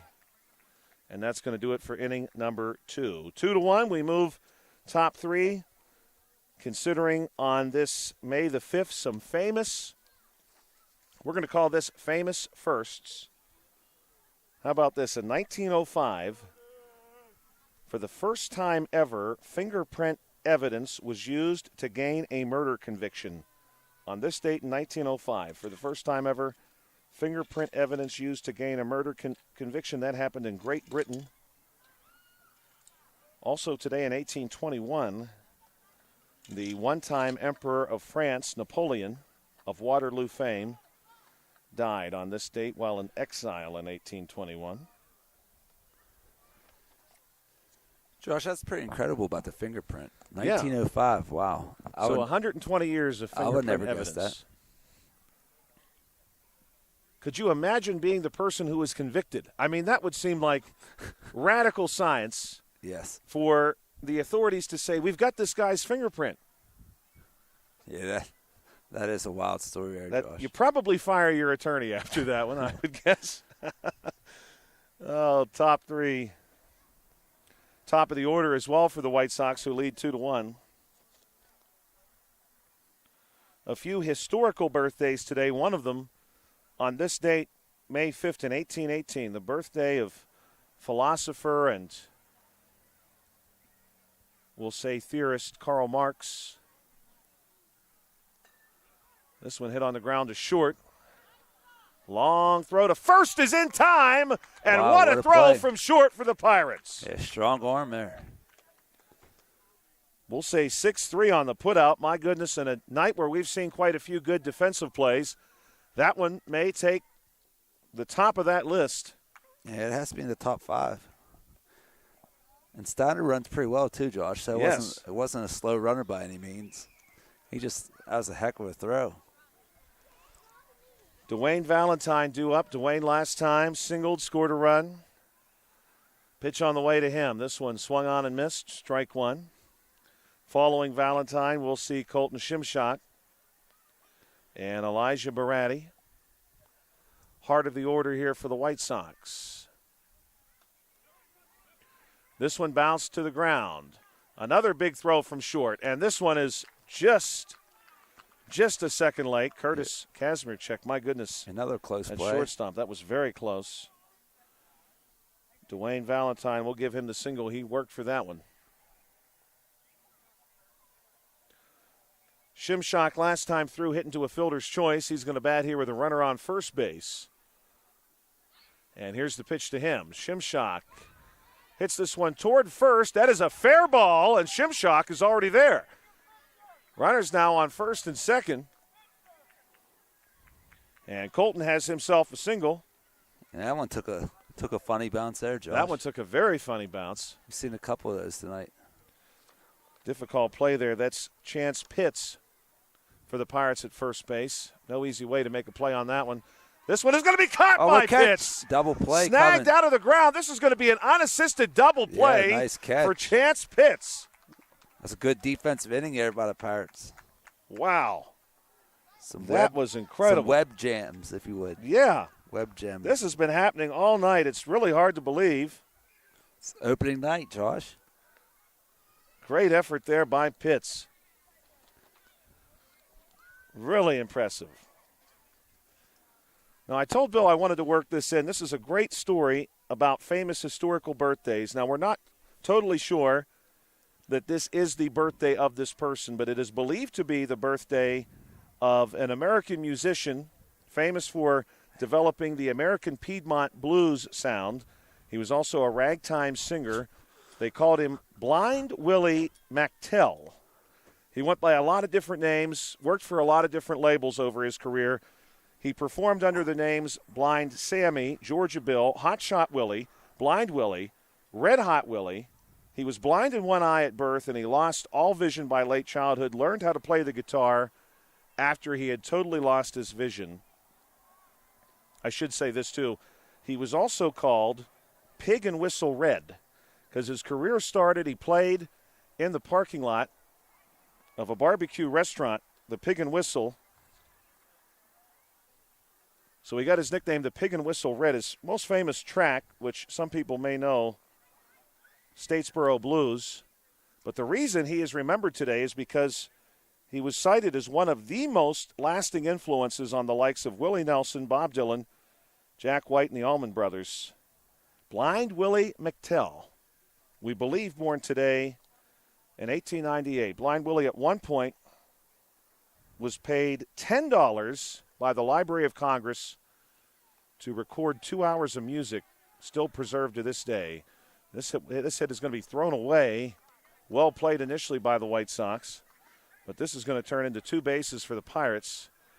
And hustling in to second base and now in scoring position. This is Jackson Russell. Hustling all the way there. Hustling all the way. Leadoff double, and now we're back to the top of the order.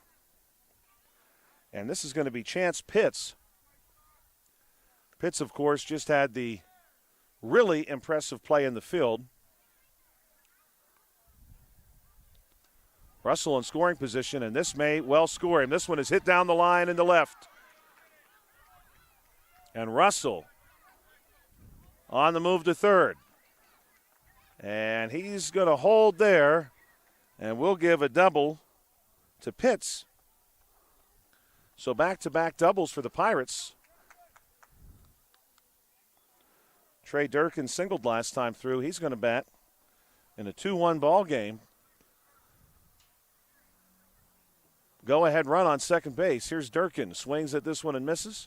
Still no outs. Yeah, great start to this inning for the Pirates. This one hit down the first base line. Snagged there. Durkin able to beat that one out, but no runners now. 2 runners are going to try to score.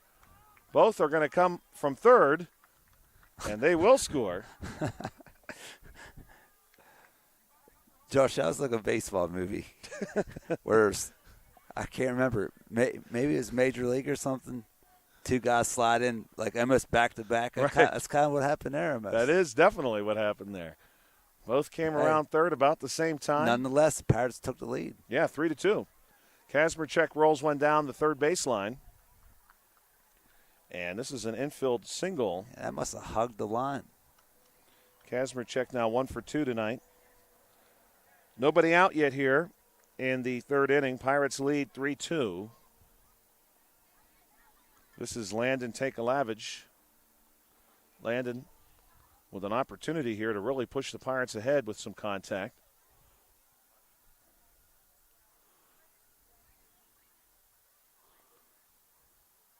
And Landon is down on strikes. Kane Kutek coming to the plate. Just 1 out here for the Pirates in a third inning that has been very successful.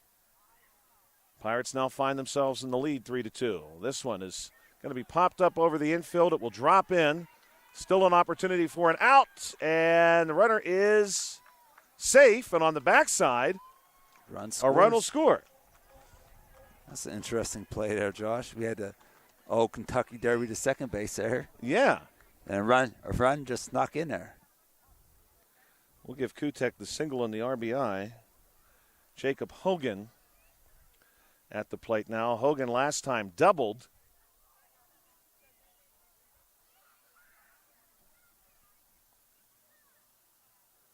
Two strikes on him.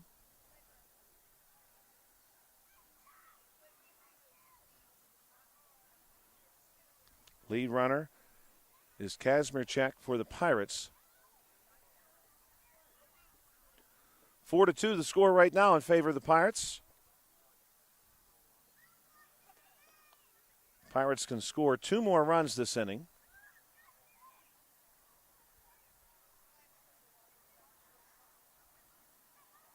And this will be a strikeout.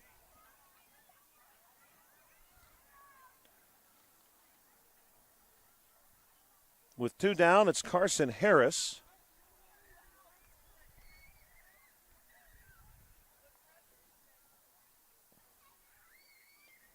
This one hit on the ground, played well at short, and this is going to be a fielder's choice. So that means the next time the Pirates come to the plate, we'll be seeing Vincent Sickles to get us started. We want to thank our sponsors tonight. Could not have done it without them. We shared, of course, the sponsors for the individual teams earlier in the broadcast. Smith Lewis Chess CPAs in Uniontown, Davis & Davis Attorneys at Law, the Sprouse Insurance Group, and Agent David Hughes, SWGI Specialist, now a part of U.S. Digestive Health, the United Bank, the UPMC Rehabilitation Institute and physical therapist Jim Burns, and the South Union Township Supervisors, Bob Schiffbauer, Rick Vernon, and Jason Scott. 4th inning upon us. White Sox coming back to the plate. They'll get started with their 5th batter in the order, Elliot Workman. Looking back at some historical birthdays here, although this one may be not one you celebrate. Leon Czolgosz, born today in 1873. Czolgosz would go on to assassinate U.S. President William McKinley. which opened the door for Theodore Roosevelt to become president.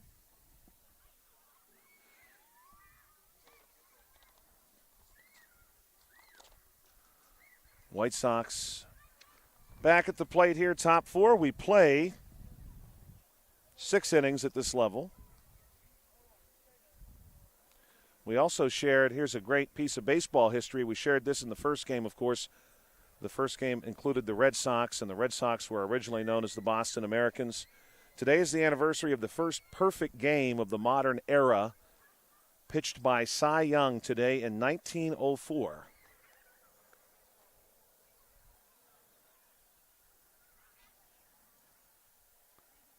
This one fouled back. 2 strikes now. This is Elliott Workman.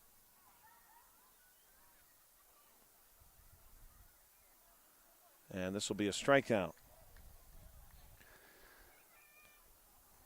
Luca Gaudiano up next. Luca will be followed by Declan Abraham. Declan scored a run earlier in this game. Luca will look at the first one. All the lights on here now at Meadowbrook. This one hit on the ground. Pirates have been good in the field so far. Will they do it again? Flip on to first base. On the mark, but not in time. Luca Gaudiano able to leg that one out. And that's a single. As Bill shared with you earlier, we will be back with you Thursday evening. And we're hoping to be with you Friday evening as well. Thursday, coach pitch again. Friday will be softball. There are 5 teams in this coach pitch league, or division, I should say. The only one we haven't seen tonight are the Orioles. This one hit on the ground, scooped at second, or at least knocked down, and everybody's going to be safe. Declan Abraham reaching for the second time tonight. He's 2 for 2. Landon Censure will be your next batter. Josh, we'll see the Orioles in action on Thursday. We're curious about what color the Orioles wear. We're thinking probably orange. The classic orange, I hope. Diamondbacks, Josh, we saw earlier. Josh, the I'm Red going to Sox. have to put up a fence back here around me. You're going to see me come next week. I'm going to have a pig pen around me. But here's the idea, though, Bill, because you gave me this idea earlier. With all of the people who pass through this area, the concession stand right here. Set it up right here. Yeah. There's a lot of built-in foot customers. traffic. A lot of foot traffic. Have Manny work that concession stand for us. This one hit on the ground to short. Snagged nice there play. at short. And one going to be out here at second. Fielder's choice. I thought that ball was going to get through, Josh. Nice play there. Yeah, really good film. Really good work from this Pirates defense today. That's Curtis Kazmierczak again looked like at Jay shortstop. Bell out there. He's doing a great job. Asher Baratti at the plate.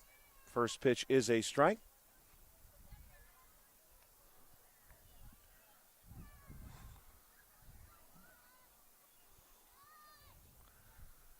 We had about 80 people in attendance for our first game, and I think for this one here at Meadowbrook, we have, if you count everybody over at the playground, probably 65 in person. That's a good estimate.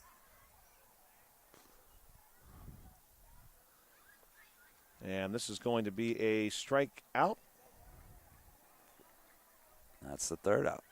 And that'll do it for the top of 4. Score going to hold 4-2 in favor of the Pirates. We move bottom 4 here on the South Union Township Sports Network. South Union Township sports trivia from the first game was about Randy Johnson and Kurt Schilling. Of course, we had the Diamondbacks playing. In the history of the Diamondbacks, Randy Johnson, the all-time leader in the pitching side of things, in the wins above replacement, ERA, wins, and strikeouts per 9 innings. Schilling, the all-time leader in whip and bases on balls per 9 innings. Of course, for both of those categories, you want the lower number. How about this, Bill? Now, tonight, in fact, it's should be happening here momentarily if it has not already got underway. Let me confirm.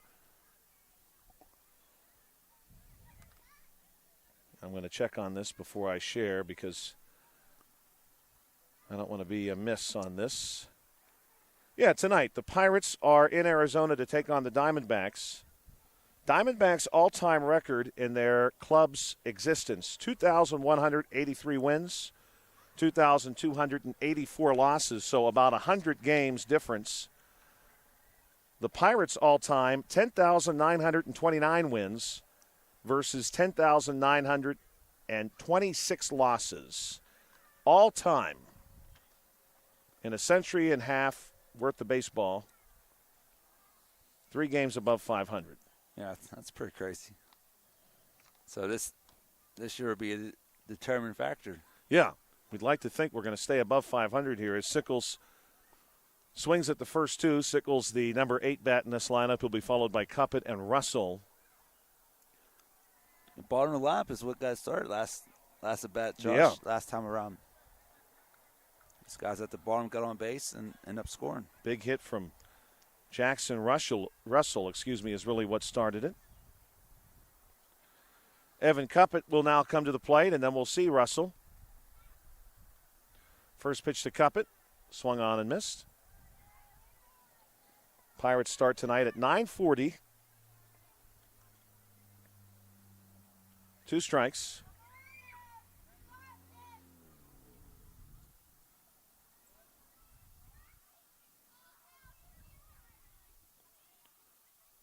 And Cuppett down on strikes. Pirates 19-16 coming into this evening's game. The Diamondbacks 16-17. Pirates will pitch Bubba Chandler, 1-3 on the season with a 4.97 ERA. He will be opposed by the Diamondbacks pitcher Rodriguez. He's a lefty, 2-0 with a 3.03 ERA. First pitch a strike to Abraham. Excuse me, this is Jackson Russell. He'll foul this one off, and now he's down to 1 strike. Jackson last time through doubled, scored a run. Pitts also scored right behind him.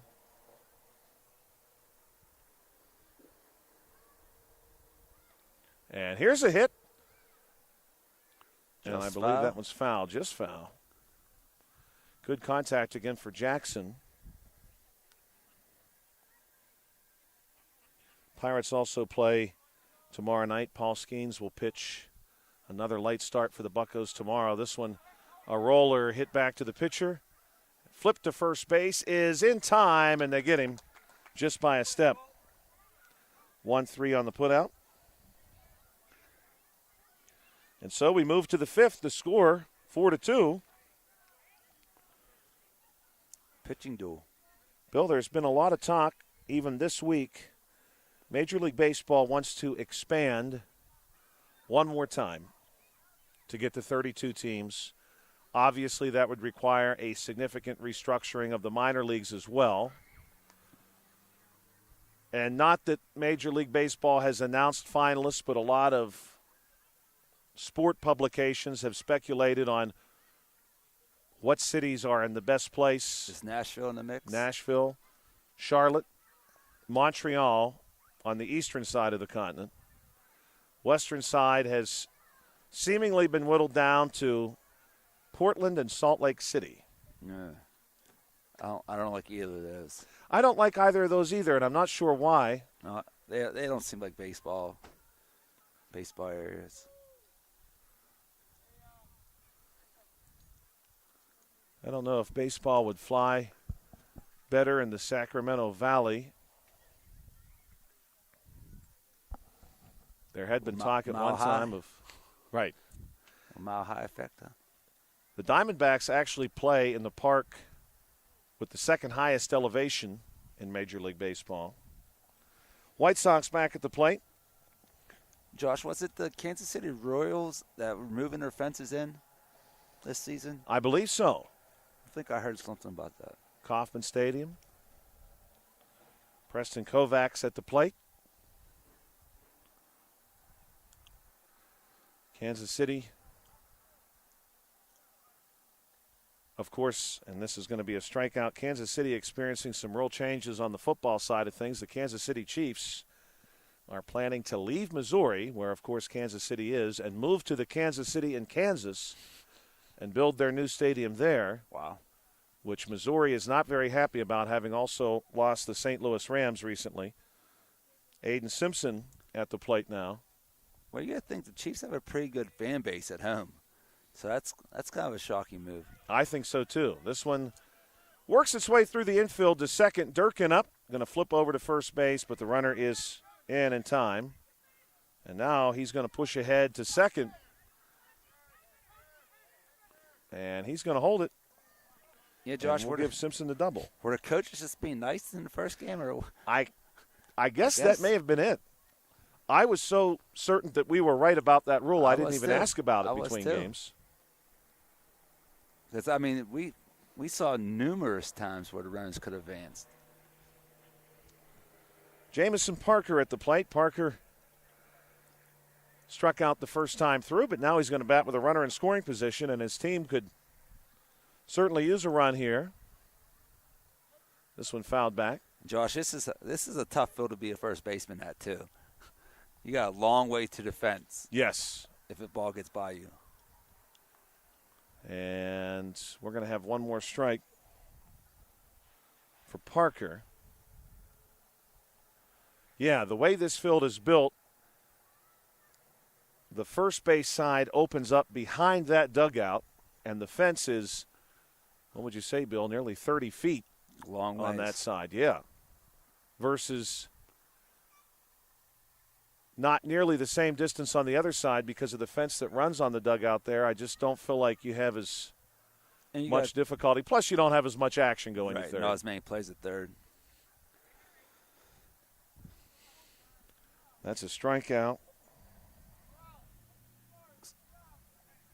Top of the order now, Rowan Steiner.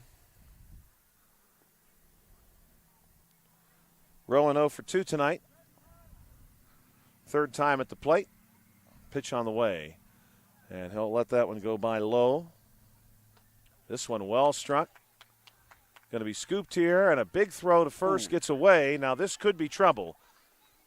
Ball goes all the way to the fence. They're going to send the lead runner. And he's going to score. Brown's going to end up on second. We'll give the RBI to Steiner. Bill, I wonder if you and I was hesitant to take credit for this, but I think you and I could take credit for the fact that HARC has an Expos team this year, because you and I talked about that last year. There was a lot of talk last season about the Montreal Expos. Yeah, we wanted to see that name brought back. 2 strikes here. Now, truly, to see those uniforms. Yeah, I can't wait. I've got an Expos hat I'm going to wear when we get to the Expos. This one is going to be hit well into right center. Bill, this is going to tie the game. No, they're going to hold the runner. No, now they'll send him. And he's going to score. That's going to tie it up. And so we'll give Valentine the double and the RBI. Valentine, by the way, 3 for 3 tonight. 4-4 ball game. Not too shabby. Shimshak at the plate, 1 for 2. Go-ahead run at second base. Shimshak gives this one a ride, and it's nearly caught in shallow left. Colton safely on first base. Lead runner going to hold, so he'll stay in scoring position on second. Elijah Baratti. Baratti 1 for 2. Doubled and drove in a run. Scored, actually, that RBI was the first run of the game. Hit into a double play last time. Hits this one to first, and this is going to be an out. First baseman takes care of that, and that's going to do it for the top half of the fifth. 4-4 ball game. Good one. Yeah, very good one. Moving bottom 4. Bottom 5. Bottom 5, yeah, bottom 5. Yeah, don't put us in the bottom or 4th. You tried to say it was March earlier. Yeah, oh my, we don't want it to be March. Teachers don't want it to be March, that's for 20 sure. days of school left for Uniontown Area School District, now 19. 20 was today. 19 days left to go, but who's counting? I think Manny's down to 15, I think. Wow. That's really exciting. 19 days. Couple of field trips. I'll be going to Washington, D.C. Oh, that's your favorite. That's my favorite When's field that- trip, when's that Bill. good, I Alan? love that field trip. May 28th. Go to Washington, D.C., see the Lincoln Memorial, the national capital. We'll have dinner at the Ronald Reagan International Trade Center. Sounds like a good trip. Mm-hmm. Now, are they still doing the work on the Lincoln Memorial? Last year when we were there, they had made some serious progress from the previous year. Okay. I don't know that it's done, but last year they had a display you could walk past that would show you what the finished product was going to look like, and it was going to be pretty neat. Yeah. Look forward to seeing that. Pirates back at the plate. This one's a foul ball. Pirates top of the order. This is Pitts. Pitts straightens one out to the pitcher. Flip to first base is in time. Nice play. 1-3 on the putout. One out. Trey Durkin will come to the plate. Durkin, by the way, we talked about players we wouldn't mind having on our fantasy baseball team. Durkin tonight, 2 for 2, 2 RBIs, scored a run. Fouls this one back. That's pretty good in a low-scoring game there, Josh. Yeah, he's been a huge contributor offensively for this Pirate team. This time, though, he's going to hit one right to first base, and he's safe. Oh, close play. Good hustle. Durkin now 3 for 3. That was an infield single if there ever was one. A good stop by the first baseman. He just couldn't find it. Curtis Kazmierczak, who's been so good at shortstop tonight. In a tie ball game, go-ahead run on first base. Curtis going to pop one up, and it rolls foul. Speaking of that Major League Baseball expansion, I know finding a team in the West, a place in the West for a team may be difficult. I wouldn't even be opposed to considering Mexico City. Of course, I don't know that Major League Baseball will like that because, of course, when you go outside of the United States, there's a lot of economic factors that weigh in. Strikeout here. We'll move to Landon Tankalavich. And certainly on this side of the country, I would love to see baseball return to Montreal, but I think Charlotte and Nashville both going to give Montreal a run for its money. This one fouled back. Then you have the battle of can Montreal get back the Expos trademark from the Washington Nationals, Yes. who own that trademark. You would think that would be possible. For the right price. This one hit on the ground to short, and everybody's going to be safe.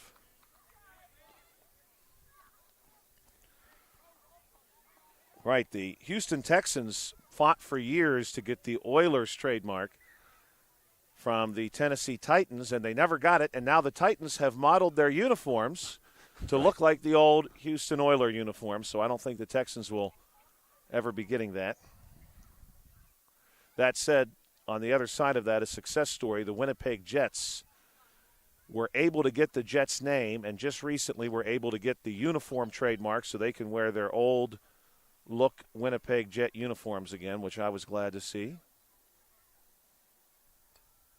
This one hit foul and towards some players who were warming up. They're in the bullpen. This is Kane Kutek. Go-ahead run on second base now for Kane.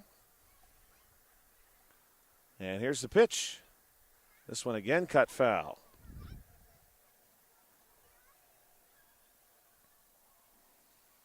And Kutek is going to be down on strikes here, and that's going to do it for the Pirates. We move to the final frame, a tie ball game on the South Union Township Sports Network. When the Pirates return to the plate, it will be Jacob Hogan.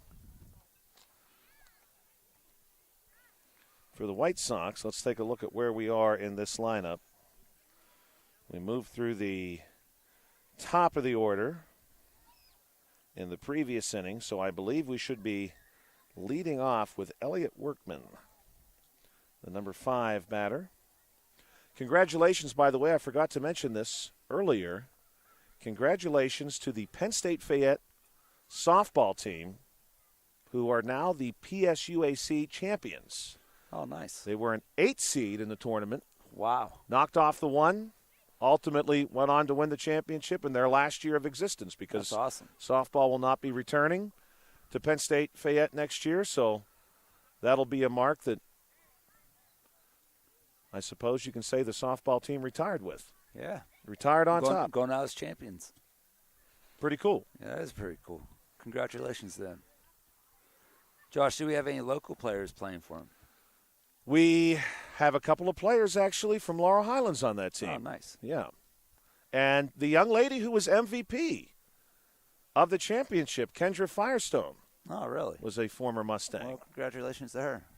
Or is it Lady Mustang? Lady Mustang, yes, I suppose. Philly. Lady Mustang, probably the term that is preferred now, I believe. I don't know. Some people still call them the Phillies. Or maybe Phillies would be more appropriate for softball. Maybe, yeah. True, that's a good point. This one hit on the ground, and it finds its way through, and Workman is going to be on. Now, we're in the 6th inning. This is leadoff single. The last scheduled inning of play. And the go-ahead run is now on first base. Luca Gaudiano, who singled last time, at the plate. Luca, a right-handed bat, takes a couple of practice swings in the batter's box. Now he's ready to go. This one he'll take a look at. Luca last time very patient as well. Well, you have to be. His coach/dad's trying to hit him. Jeez. Threw some high chin music on that last one. He looks at all three. You get to see a total of 7. That was pitch number 4.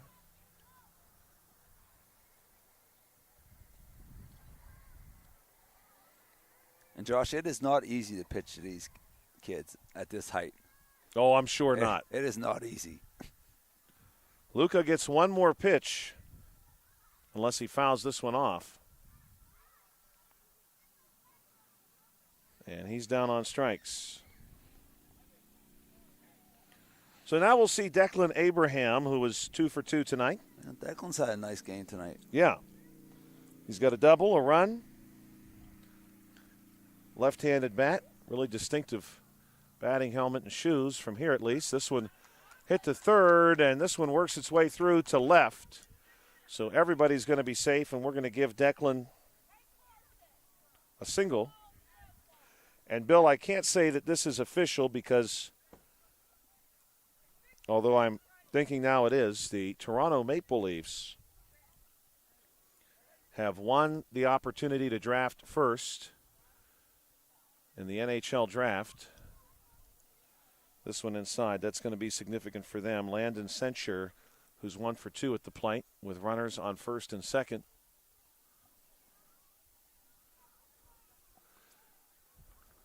Bill, are you a believer that those lottery situations can sometimes be manipulated? I think so, yes. I believe in a good conspiracy theory. I like to go back to the old 1985 draft of Georgetown Patrick Ewing. Dude, that's the most famous one. I have a book about these sports conspiracies. It's pretty good. I have to let you borrow it one day. I think they said they put the Knicks envelope in the freezer. They were cold, yeah. Cold envelope, they said. Asher Baratti is 1 for 2 tonight. 2 down. He's going to bat with runners on first and second. If he does not get a hit here, the Pirates can score 1 to walk it off. Bottom 6.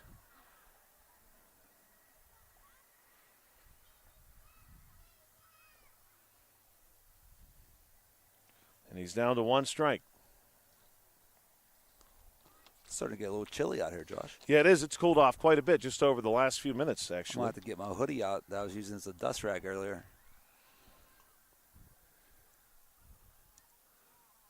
And this one swung on and missed, and that's going to do it for the White Sox. Pirates are coming up. Chance to walk it off. Let's see who's due up for the Pirates. We're going to have Jacob Hogan, Carson Harris, Vincent Sickles. Vincent Sickles, the number 8 bat, will bat third.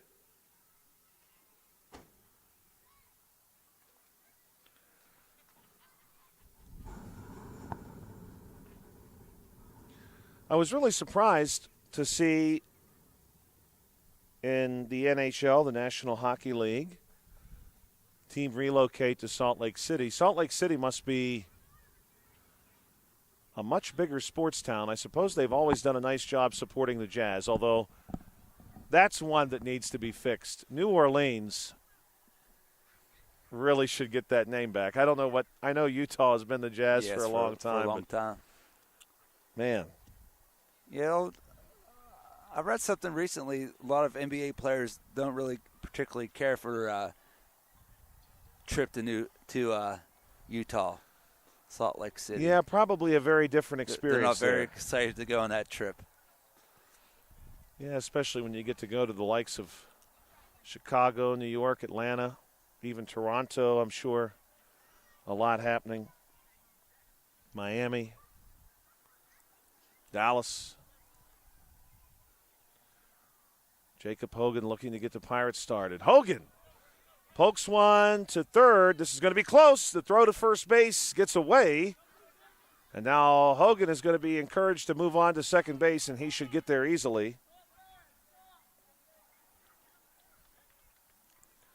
Runner in scoring position just like that for Carson Harris. Good start there for the Pirates. Couple balls in play could end it. Harris is 0 for 2. He grounded out last time through. Game-winning run on second base. Harris will be followed by Vincent Sickles and Evan Cuppett.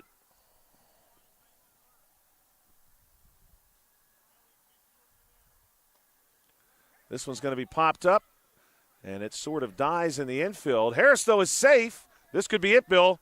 Could be. Will they send the runner? They're going to send the runner home, and he will score. That's and it. Just like that, the Pirates have walked it off. Wow. What an exciting play that was. Although maybe not. Maybe we keep going? I don't know. We didn't last game.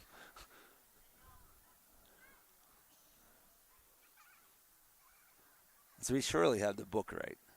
I would certainly think so. Well, we better continue to follow the action here just in case. This is going to be another single. Now they're going to send Harris all the way around to third. So we think the score is 5-4. Pretty sure it should be over. Sickles in at first base. Evan Cuppett will come to the plate.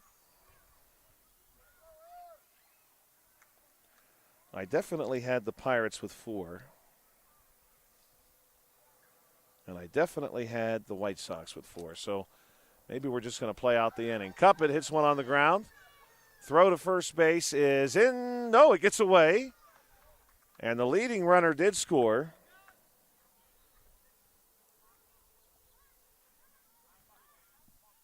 So apparently, Bill, perhaps we were off by 1? I'm going to have to go back and watch it. I don't think we were. I don't think we messed that up with that little of runs, but who knows? I'm just curious about it now. We had Sickles driving a run to make it 2-1 in the second. I'm sure about that. In the third inning, we had two runs score. Remember, that was the double run situation. Yes. So unless they chose not to count one of those for some reason, couldn't have. That's the only thing I can think of. Did Yeah. they say that Pitts passed up Russell? But neither run would have counted then. Right. So they had to count at least one. Yeah, so I don't know. Okay. Bizarro. Well, hey, we know the Pirates won some way, somehow. Won 5-4, 6-4. We don't know. But, hey, we'll be back Thursday night. Yeah, Thursday night right here at Meadowbrook Park. The Pirates have won. We believe the score was 6-4. Tonight's game on the South Union Township Sports Network has been a joint cooperative venture with Township supervisors Bob Schiffbauer, Rick Vernon, and Jason Scott, along with Armstrong and Breezeline Cable and our friends at CUTV, including Gary Smith. Again, our final score, we're quite sure, 6-4 in favor of the Pirates. For Bill Dice, I'm Joshua Scully. You've been watching the South Union Township Sports Network.